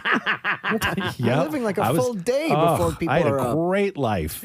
All right, Jen, we'll end on this question here from Jen. Would you ever use the butt of a loaf of bread to make a sandwich with no other bread left, or would you throw it out? No, the butt of the bread is used for dip. I don't know. I've used the end pieces before. You know what the end pieces are good for? What? A peanut butter sandwich. Oh, facts. I thought you were going to say like Facts. making Yeah. croutons. No. Those end pieces, when you toast them lightly, Yeah, and I then agree. you do peanut butter, it is a whole different sandwich. It's almost like a pastry. Yeah. Like it's really great. Oh no, 100%. What I never liked about the ass of a loaf, right, was I never liked when it was just the end piece and then another piece. Oh, yeah. Right? You get the end? You get the end, but then another one is little not the nugget? end. Yeah. Oh, right. the worst. I'd be happy if it was two ends. Like if I Sure. got to the loaf and nobody ate the first end, and then when you got to the end of the loaf, it was just the two ends. just that. I would gladly make a peanut butter sandwich out of that because it's delicious. But can't you just sort of divvy up the, like plan ahead and save the front and then the butt? No. Here's what I hate, okay, is when you get a loaf of bread, if it's not like Wonder Bread or if it's not like anything where there's consistency to the bread, right? If you get any of those loaves of bread where it's tapered on either end a little bit more than normal, so where the bread pieces start off smaller and they gradually get bigger as they go to the middle and everything else. Yeah. What I can't stand is when you have that and somebody reaches into the middle and grabs one of the big ones. That's Because me. it throws the balance off. Yeah, So if I completely. want to start making sandwiches, I'm always from then on working with two pieces of bread that are two different sizes. Yeah. And it doesn't work. I'm the guy that digs into the middle. No, you're awful. Always. Awful, because you get more bread awful. that way. But yes, no, but I'm with you on dipping though more. Like if you have like if Like a pasta, like a meaty pasta? or if you have that end piece of bread, right? I would put that in like a little mashed potato on and just dip it in some gravy and eat it that way. It's almost like a taco shell. I Like that. rip it up and dip it in baba ganoush. You rip it up. The little end, you little slices with your hand and dip it into the baba ganoush. Well, I didn't think you ripped it with your feet. You rip it with your hand. Oh, my God. Here, Matthew, slam this in the door for me, please. I need 2 pieces. Oh, my God. Find us on Instagram at Kiss925 and ask your questions. We'll try our best to answer as many as we can. This has been so much fun. Thank you, everybody, for your questions, and thank you for listening. This has been the Roz and Mocha Show podcast. Thanks for listening to the Roz and Mocha Show podcast. Catch the guys live Weekday mornings from 6 to 10. on Kiss 92.5 Kiss925.com. or download the Kiss 92.5 app.